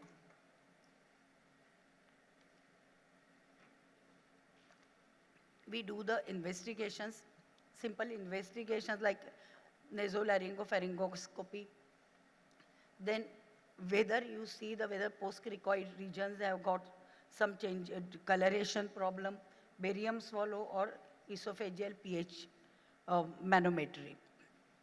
These are the things which are available with most of the hospitals. Only we have to get training for that. This is first hurdle, you can say, that we are not trained for that thing. And then we feel कि अरे कैसा करने का, क्या करने का. Always ask your seniors or your friends who are expert in this field. They will be the great help for solving your problems. Next. Pharyngeal pouches.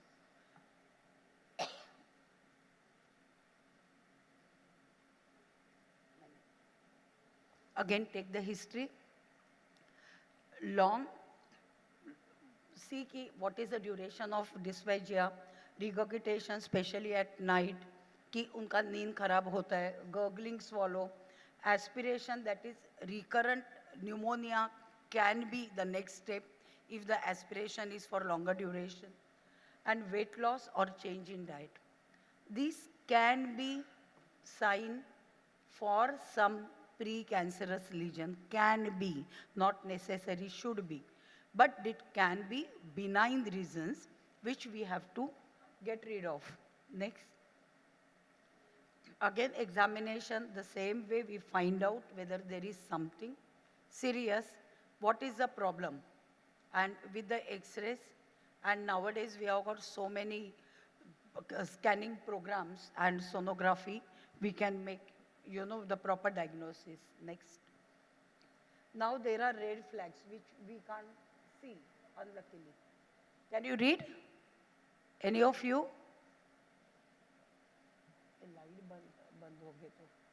These are the basically same things what I have told you just now. The same, and these can lead to, the weight loss, then GRD, and hoarseness also, because if it is LPR or GRD, so naturally they are getting the hoarseness. And sometimes the drooling is so much that person's articulation is also affected. Next.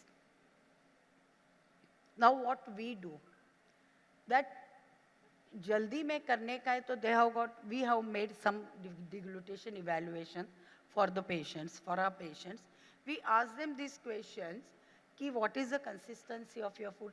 When you are taking history, go on asking the questions and find out whether the person can eat solid food or semi-solid, that he has to mix with water या साथ में कोई drink लेना पड़ता है, or he can take only liquids. Then can you eat meat? Yes or no? How? Meat, why? Because if you see, the meat takes more time to get cooked. And if it is red meat, it is not cooked easily, then naturally it takes more time to chew and swallow. If the person is having problem, that gives indication that initially he didn't have any problem and now he is suffering.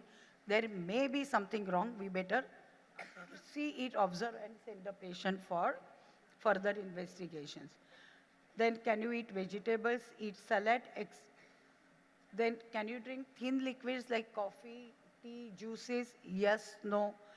When you can eat solids or semi-solids, do you have to wash them down with a liquid? That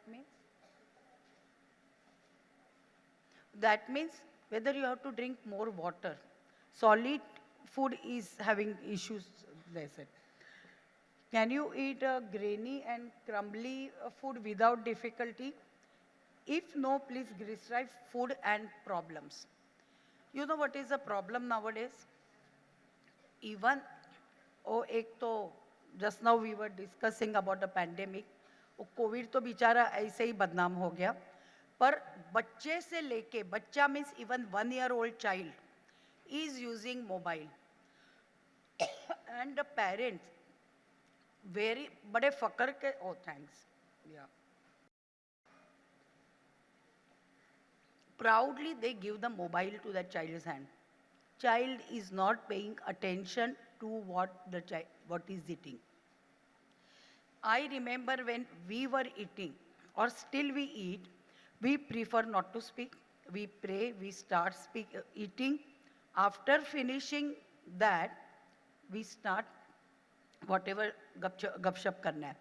But there are senior citizens also who are watching all the serials very regularly and religiously. If they miss, they feel they have missed something in life. And when they eat, they are watching TV. Half of the attention is not on the food, it is on the TV or on the mobile. It is always necessary to find out all these details. In my practice, I have seen one 4 years old child, aphasic child, and with the swallowing and speech language difficulty. And then the mother is telling, my younger child who's 1 year old also can't eat without watching mobile. I said, this child, was going to nursery. He had play school, means online school. But what about your younger child? Was he going to the school that he had to watch mobile?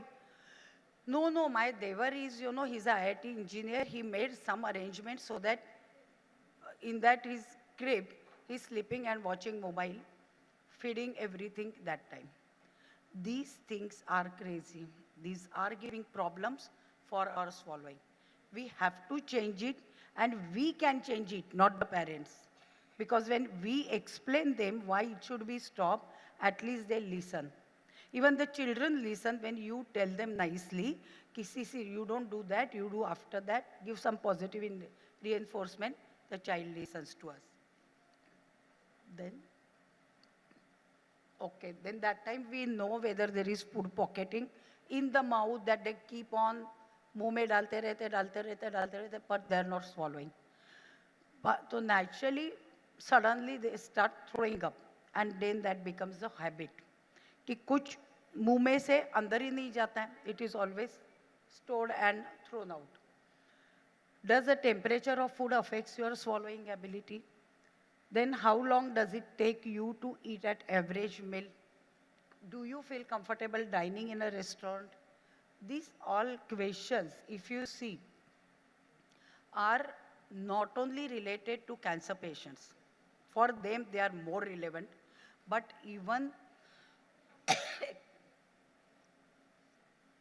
nowadays, all of us, we have to think about it. That's it. Next. Okay, swallowing habit, ability, we have got, whether they have got no complaints, se leke, severe complaints and unable to swallow, whom we can give more attention, to 1 or to 7. We have to give attention to all of them. 1, maybe more.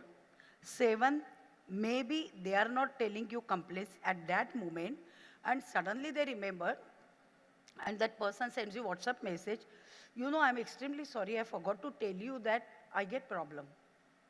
So if, depending upon no complaints, we do counseling, no, then you don't have any issue, then how can you change? So it is always better to give, no, but in general, I'm telling you that you do like this and give attention when you are eating. That general counseling we should continue. Next.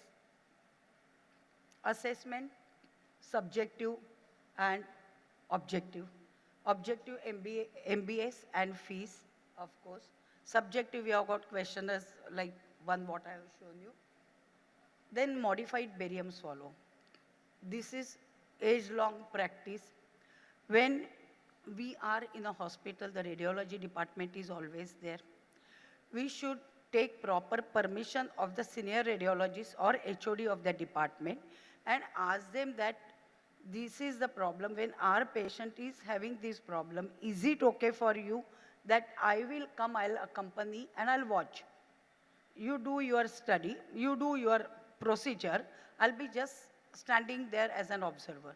They don't mind at all, because even they want someone who is going to share their views and discuss with it. Like stroboscopy and fees, whenever we do in US or even in Australia for that purpose, always the ENT or head and neck surgeon and speech pathologist are there together, right? Same way, when we are doing MBS, we have to be there to find out what we are thinking. Is it correct or is it wrong? If it is, you are not giving the answer, then refer the patient to the institute where the fees is there, and the person who is doing is more, knowledgeable. That's it. Then this is digital swallowing workstation, or then next, this is fees. It involves nasal placement of a fiber optic laryngoscope. So fees, so I did not have to tell anything. You already done just now, right? So you all know more in details, right? The indications, contraindications, why it should be done, what is the necessity, everything. And then comes the swallowing therapy. What's that? Fees was my last paperwork, what I have done for Tata Memorial Hospital before retiring. That was, we got fees when I was coming out of the hospital. That's it. So it is swallowing therapy may be provided to the dysphagia patient in acute care if it is anticipated that the patient's swallowing capacity is altered, and there is a need to improve residual function of swallowing. If you see, these both the things are more appropriate for the pediatric population. When the parents come, they say कि खाने को बहुत time लगाता है. Why? How we can help them? What should be changed? How we can modify the procedure? Everything we can think, and then during next visit we can tell them and discuss in detail. Write down the notes if you are used to do that, and tell the mother to write down like a diary all the points regarding the swallowing and eating pattern of the child. Same thing when we are going for aphasia therapy or any other swallowing therapy we do that. We always ask, find out what is what, kya kiya tha, kal kabhi tak hua, aaj kya hua, and then what is the difference, whether they have changed some strategy or whether we have to change some strategy. All these things we have to find out. Next. Now, what are the hurdles? Hurdles, if we see, are there any hurdles in seeing your patients? Any of you feel? Or no? Whatever you tell the patient takes is at God's verdict? What? No. They always have questions. And why? That also I'll tell you. So first, we have problem is they are not aware of the problem. According to them, हाँ कुछ नहीं बीच में ठसका लगता है. अभी remedy on the ठसका लगता है क्या? ऊपर देखो देखो तुम्हारी सास कांदा छील रही है. अभी मेरे को समझता नहीं why the कांदा should be chilified by the saas who has gone up. But that is like you look up. That is what people try to say.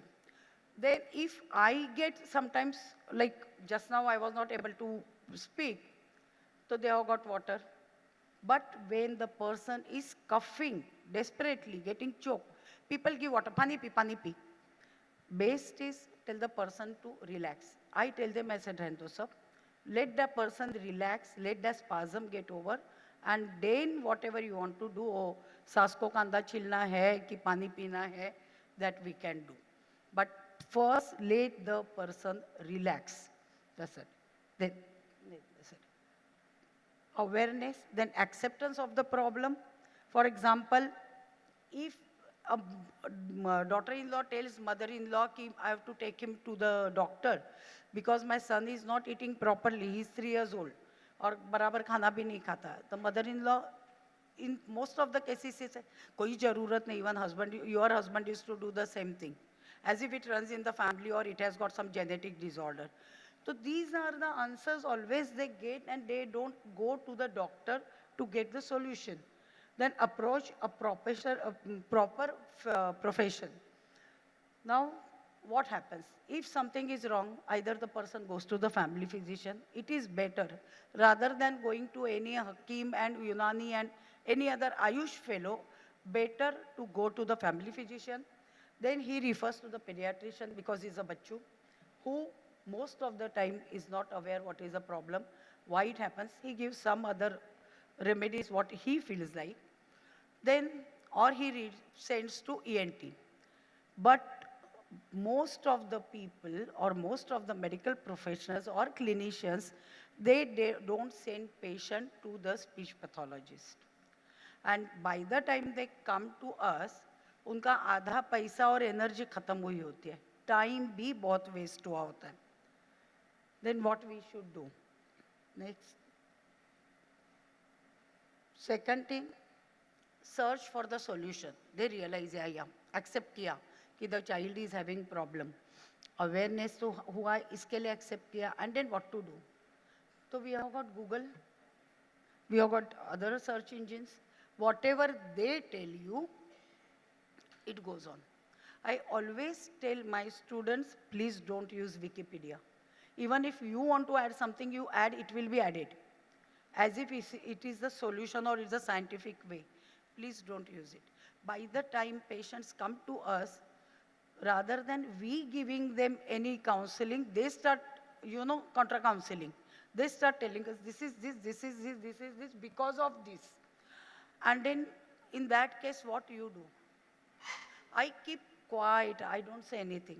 When Google knowledge is finished, then I ask them, anything else? Do you want to refer to Google? Open your mobile.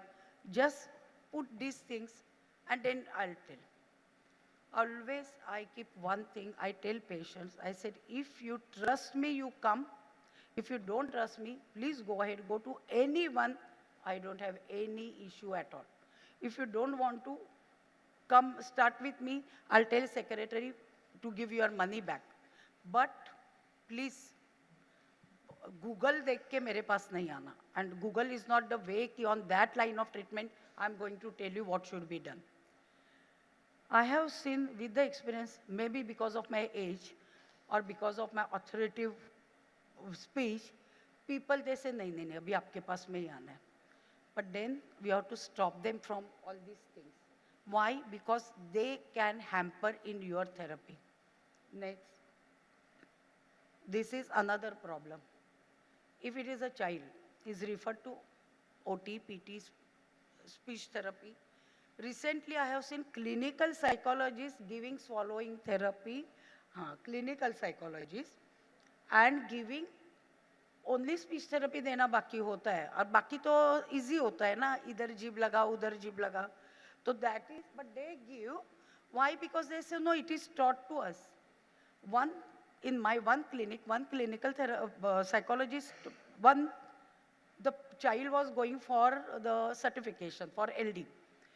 And he was referred to me for audiometry and to the occupational therapist. And we don't have occupational therapists in that particular clinic. So I asked his mother, I said, where are you, who's the occupational therapist? So and so ma'am is seeing him. I said, what? So and so ma'am is seeing him. Is she going to give you the certificate that I'm the occupational therapist, and in that, is she going to put her stamp in that? Then I called the secretary, I asked her, I explained her, I said, please don't do that. It will be a medico-legal case. Because I'm teaching medico-legal issues, so I'm more bothered about that. So then we have to be very careful. When the patient is going to all of them, when we are taking history, we have to ask them, Abhi who has referred you where? Whether that person has referred you to any other therapist also. कौन से doctors को मिल रहे. Everything गप्पे मारते हैं, that way we have to get that knowledge. That will be very essential and helpful in our long-term therapy. Now, what is this? Intra and interprofessional references. Intra is in our profession. Inter is our profession and other profession. It happens that the patient is from Goa, taking therapy here, and then goes to Pune or Bombay, and then his relatives tell the mother or father, "Arey, so and so is very good. Why don't you go and ask?" Keep in mind that we all have got same knowledge, same education, but handling a problem we all do in individual way. Everyone has got their own individual way of tackling that problem. Please don't mix up. When the patient comes to you, ask them from where they have come, whether they were seeing any other therapist, whether the speech pathologist or any other therapist. Nicely tell them that these are the things. If you may be confused, you don't know kisko follow karne ka, because after some time you are going back to your place, you are going back to Goa, you will be going to that speech therapist. Her major way of treating the patient may be different. Please you go there and you continue. This gives one positive impact to the patient. Ki you are not doing anything only for money's sake. And not only that, it spreads the message that you are very ethical. We have to be that way. If then comes a cross-reference. If somebody has referred the patient to you for some particular investigation, it is your moral duty to send that patient back to that person and inform that person that what is done and why it is done. It is always better call that person and tell, See, these are the investigations done and these are the results. And I feel this is this, but this is your patient, I'm sending back to you. And you tell the patient and the relatives as per your this way. That again reduces the confusion. If we all keep on seeing the patients in everyone by their own way, we must have learned from the same professional, but the professional's knowledge still are here is different. It keeps on changing, right? You must have experienced this. Being the academician, then she knows better than me that how the student is using that knowledge for any particular thing. Like iske liye we are expert in one particular area and other areas we sometimes not bother about. Next, ethical issues, never drag others' patient without proper reference. I get patients, especially the laryngectomy patients, TP patients, oral cancer patients. The speech pathologist who is sending the patient, he tells, Gurmeet madam, this is it, I have done this much, and I'm stuck here. So now I'm sending the patient to you. When I'm seeing that patient, I need not tell that patient, oh, why did you go to him? You know, usko kuch malum nahi, usne thodi kuch dekha hai. Usko thodi ye patients malum hai. No way. Usko malum hai, nahi malum hai, that is different. But you are not going to use this type of language with your patients. You have to be always very dignified, especially when you are seeing any person who comes with hopes to you. Then modernization of equipments or usage of newer technology.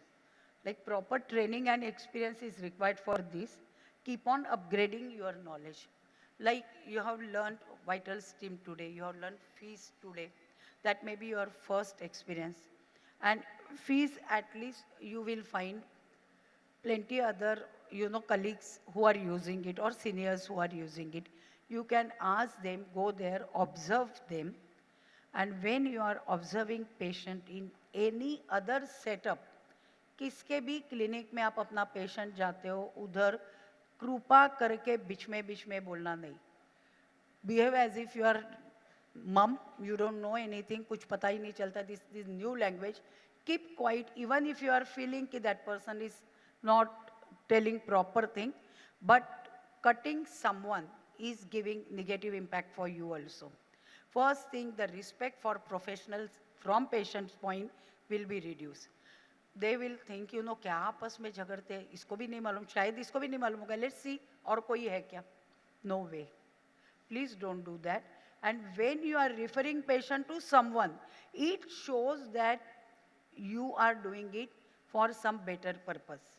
Because we have somewhere we are lacking in the knowledge, in the experience, or in the the counseling or whatever way, it is better the other person who can give justice to that patient, please refer the patient without any second question in your mind.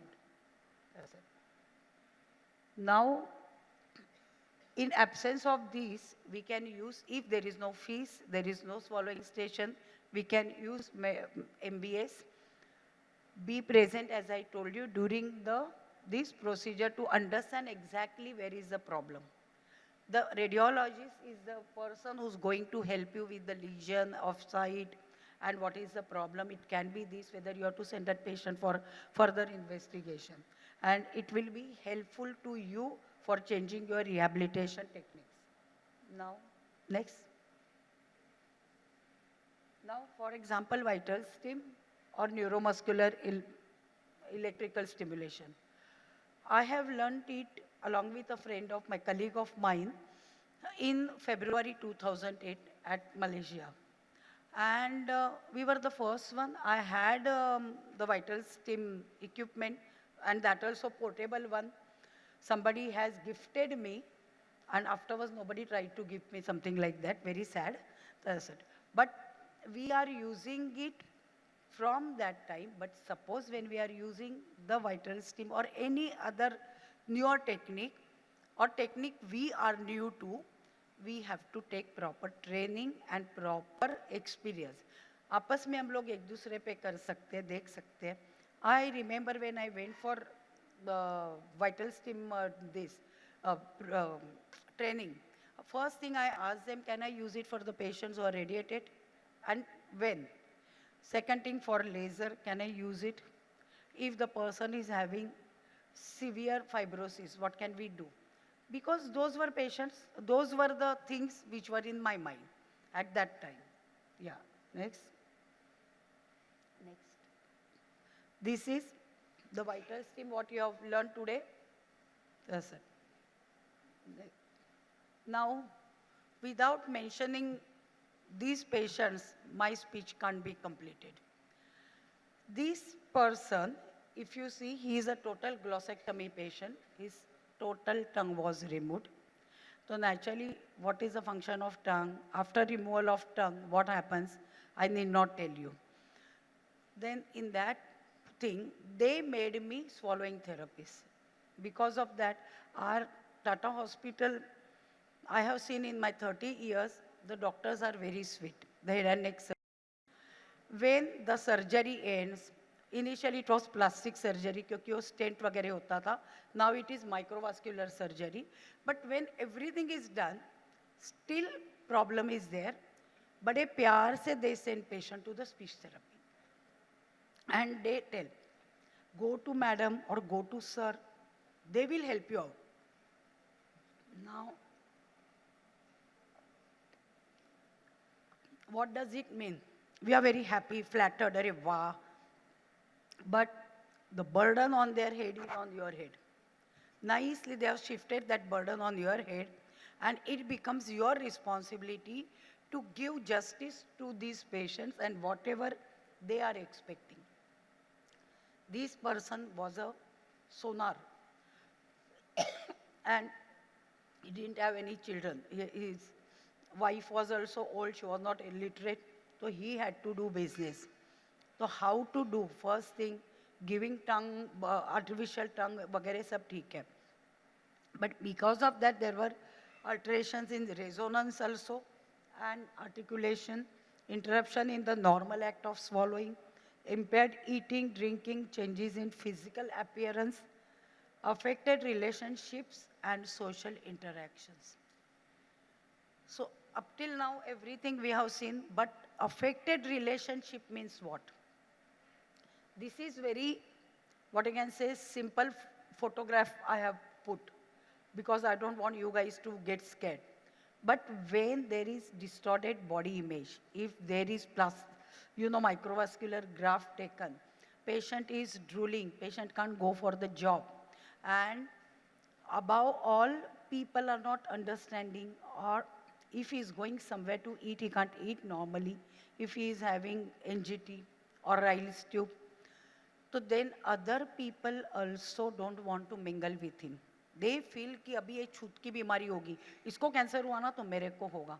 So we have to do counseling of that patient so that his self-esteem is not reduced. Next. This is, you can see the tongue prosthesis, then palatal prosthesis. If the palate has to give, again with the palatal prosthesis, sometimes the with tongue prosthesis, palate is there, but then we can give the obturator so that to reduce the gap between tongue and palate, so that his speech articulation is improved. Then here, is it that difficult? No. If you can see the child who is putting the obturator on his own and he is speaking, now he is grown up, because it is very easy. Why it is easy? Because we made it easy for them. The task may be difficult for us, but we have to put it in that way that we together we all are doing it. Next. So for that we require team. What do you mean by team? Together everyone can achieve more. If I do my work, someone else third, fourth, no. Because those are the pockets. When all together we all are doing, it is better result into the better way. Next. So what is patients and their relatives role in swallowing therapy. It is regular practice, whatever we are telling them they should do. Determination that yes, we are going to do. My son is going to eat. My son is going to be, go to the restaurant, eat there nicely with his spoon without spilling. That confidence, that assurance the mother should have because of the regular practice, determination, perseverance, and responsibility. Responsibility is not only patient and their relatives, but it is equally ours. Or in fact, I can say it is our responsibility more. And then together we really win. That's it. That is my experience. Thank you. That's it.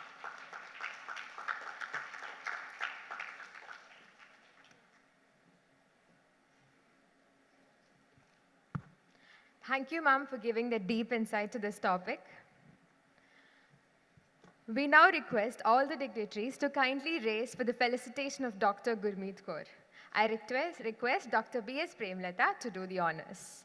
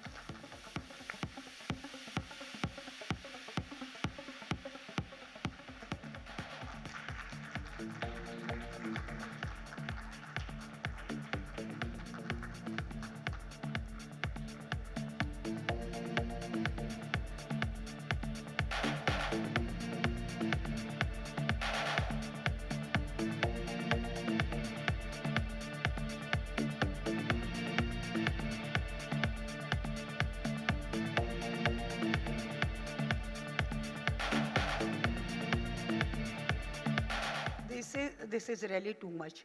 Thanks to Prasanna, Rachna, and entire organizing team, and all of you who are here. Thanks.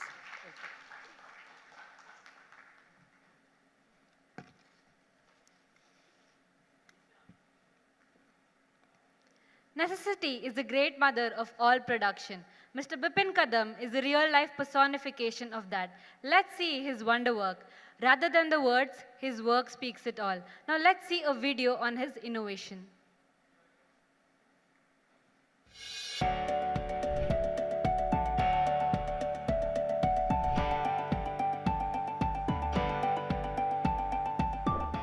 Prajakta was born disabled, and each day of life has been a fight for her.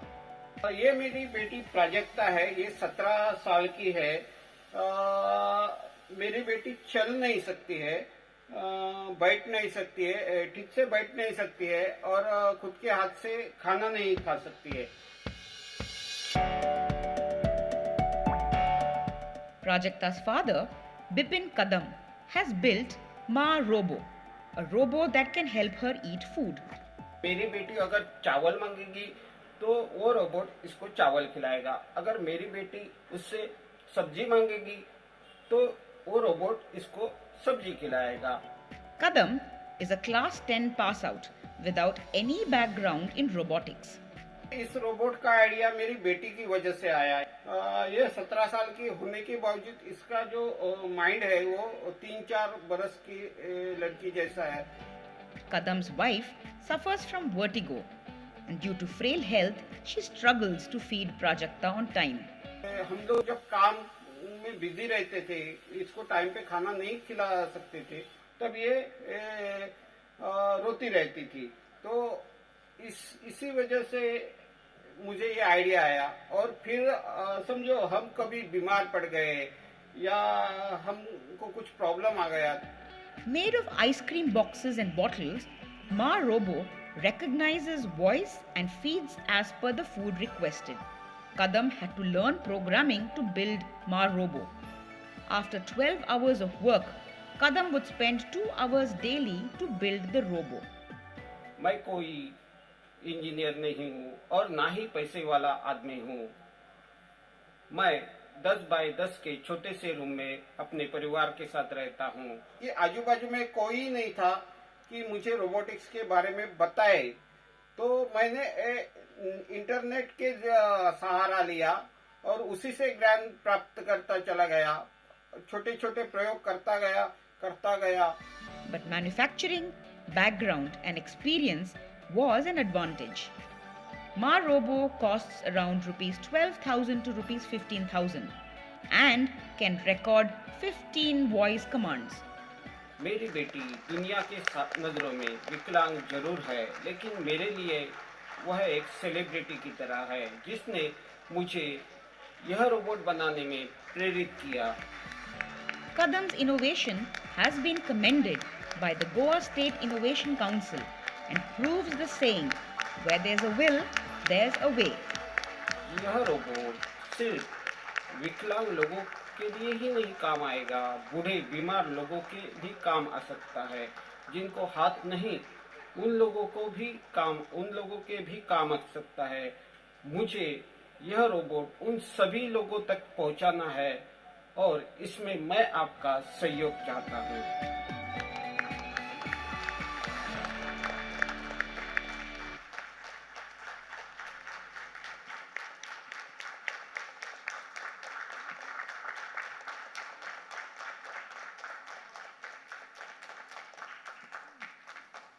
That was very inspiring. Now we request Mr. Bipin Kadam to say a few words.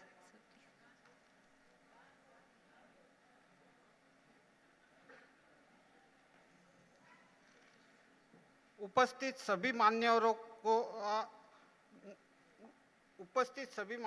को मेरा प्रणाम और आयोजकों को भी धन्यवाद, जिन्होंने मुझे यहाँ पर बुलाया। तो मेरी स्टोरी यही है कि मेरी बेटी अभी 17 साल की है, लेकिन वो खुद से हाथ से खाना नहीं खाती थी। जब मैं 3-4 साल पहले ये रोबोट बनाया, तो उस वक्त मेरे पास ऐसा रोबोटिक्स का बैकग्राउंड नहीं था, लेकिन मैन्युफैक्चरिंग का बैकग्राउंड था और डिज़ाइन का बैकग्राउंड था। तो मैं तो 10 पास आउट था, लेकिन वो मुझे एक 25 बरस का मैन्युफैक्चरिंग में एक्सपीरियंस था, 10 बरस का डिज़ाइन में एक्सपीरियंस था। और मेरी बेटी के लिए मुझे कुछ करना था, क्योंकि वो खुद के हाथ से खाना नहीं खा सकती थी। और बहुत बार क्या होता था, वो टाइम पे खाना नहीं खिला पाने की वजह से वो रोती रहती थी। तो और कल हम समझो बीमार पड़ गए, तो उसको खाना कौन खिलाएगा, ये एक सवाल मेरे मन में था। तो इसलिए मैं इंटरनेट की मदद से प्रोग्रामिंग सीखी, मैंने कोडिंग सीखी।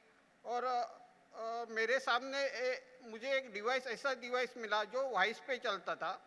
तो वो उन लोगों ने किसी और के लिए यूज़ किया था, एलईडी बल्ब जलाने के लिए। लेकिन मैंने सोचा कि मैं ये डिवाइस रोबोटिक्स में क्यों नहीं यूज़ करूं। इसलिए मैं दिन रात मेहनत करता रहा और 4 महीने में ऐसा रोबोट बनाया।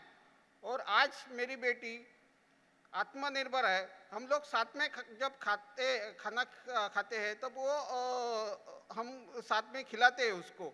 लेकिन जब हमको टाइम नहीं मिलता है या ऐसा कुछ होता है, तो ये रोबोट उसको खिलाता है। जो भाजी मांगेगी भाजी खिलाएगा, भात मांगेगे भात खिलाएगा। ऐसा ये वर्क करता है। और मेरे नज़रिए से अपने देश में बहुत से ऐसे दिव्यांग बच्चे हैं जो खुद के हाथ से खाना नहीं खाते। बहुत से लोग पैरों से खाना, जिनको हाथ नहीं हो, पैरों से खाना खाते हुए मैंने देखे हैं। तो मेरा मानना यह है कि ये रोबोट हमारे देश के सभी उन ज़रूरतमंदों बच्चों तक पहुंच जाए, ऐसा मेरा मानना है। और मुझे लगता है मैं ये मेरा डिवाइस उन बच्चों तक पहुंचाने में कामयाब रहूँगा। धन्यवाद।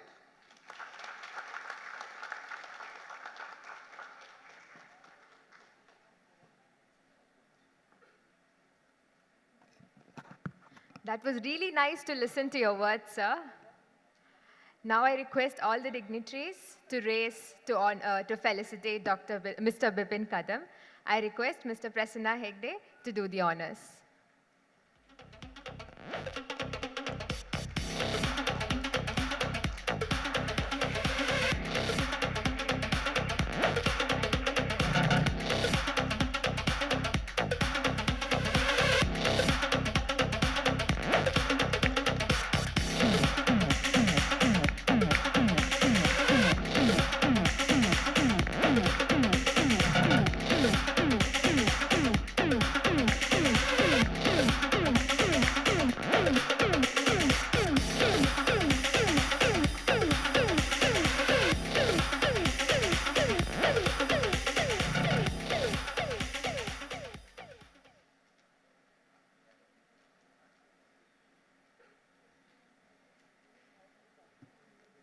Now I request Dr. Vidyadharan to say a few words on this occasion. Sir.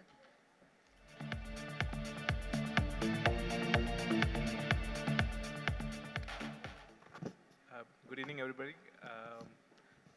Respected chief guest and guest of honor and my colleagues on the dais and all the ladies and gentlemen here and also the organizer of IDC.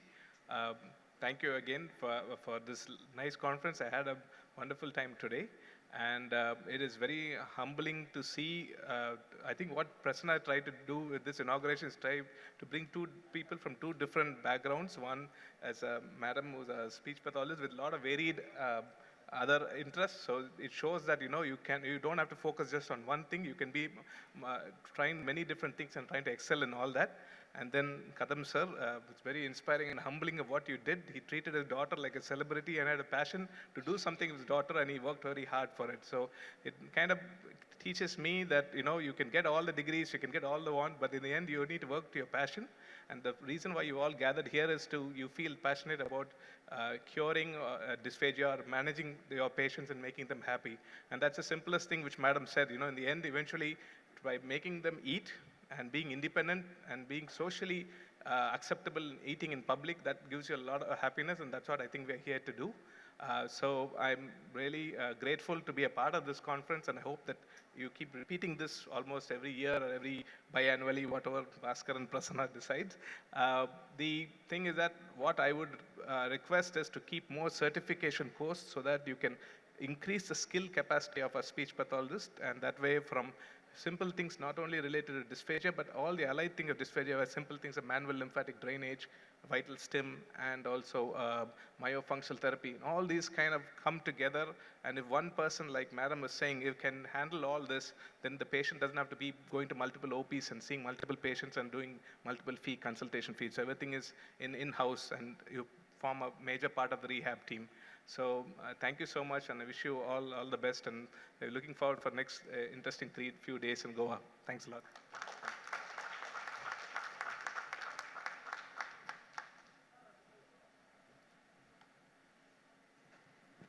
Thank you, Dr. Vidyadharan. As a token of appreciation, I request Gayatri ma'am to do the honors for Dr. Vidyadharan.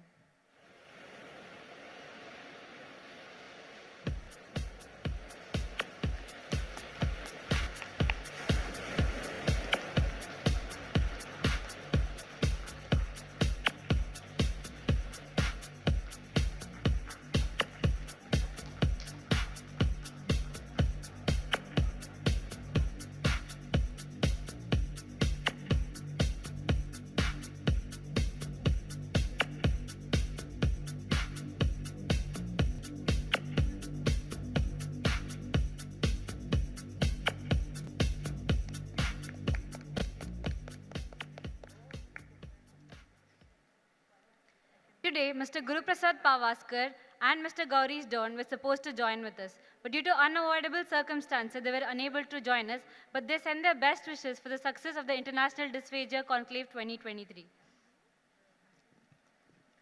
Gratitude is a fairest blossom which springs from the soul. I request Mr. Bhaskar De to deliver the vote of thanks.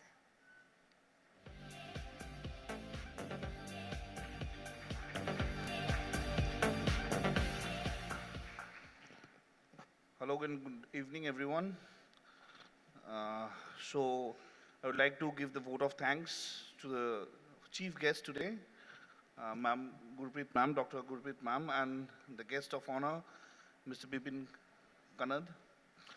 And I would also like to give the vote of thanks to our president of ICD, Dr. B.S. Premlata, and the organizing secretary, Mr. Prasanna Hegde. And the beautiful team, what we have got here, without which this would have been really impossible. They have got all us off together to organize this conference nicely in Goa. The venue partner, the lighting and music, and the participants and the delegates and the mentors. I would also like to thank the group of sponsors who have been kind enough to help us to build this up, and we would expect their support to be with us for the upcoming years. The sponsors I would like to name are HCG Hospitals, Global Healthcare Academy, Narsima Institute of Speech and Hearing, Dimension Center for Child Development, IAPEN, Indian Association, SPEACE, Nestle Health Sciences, Envios, Olympus, and Speech Gear Therapeutics, and Tyco Kanago. Thank you very much. Thank you for your help and support. We'll continue to do this every year if you support us like this. Thank you.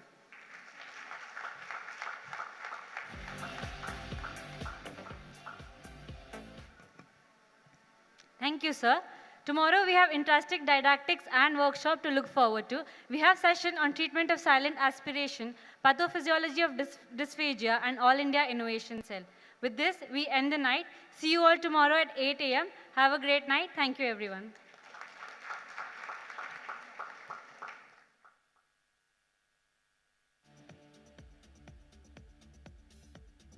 For the group photo.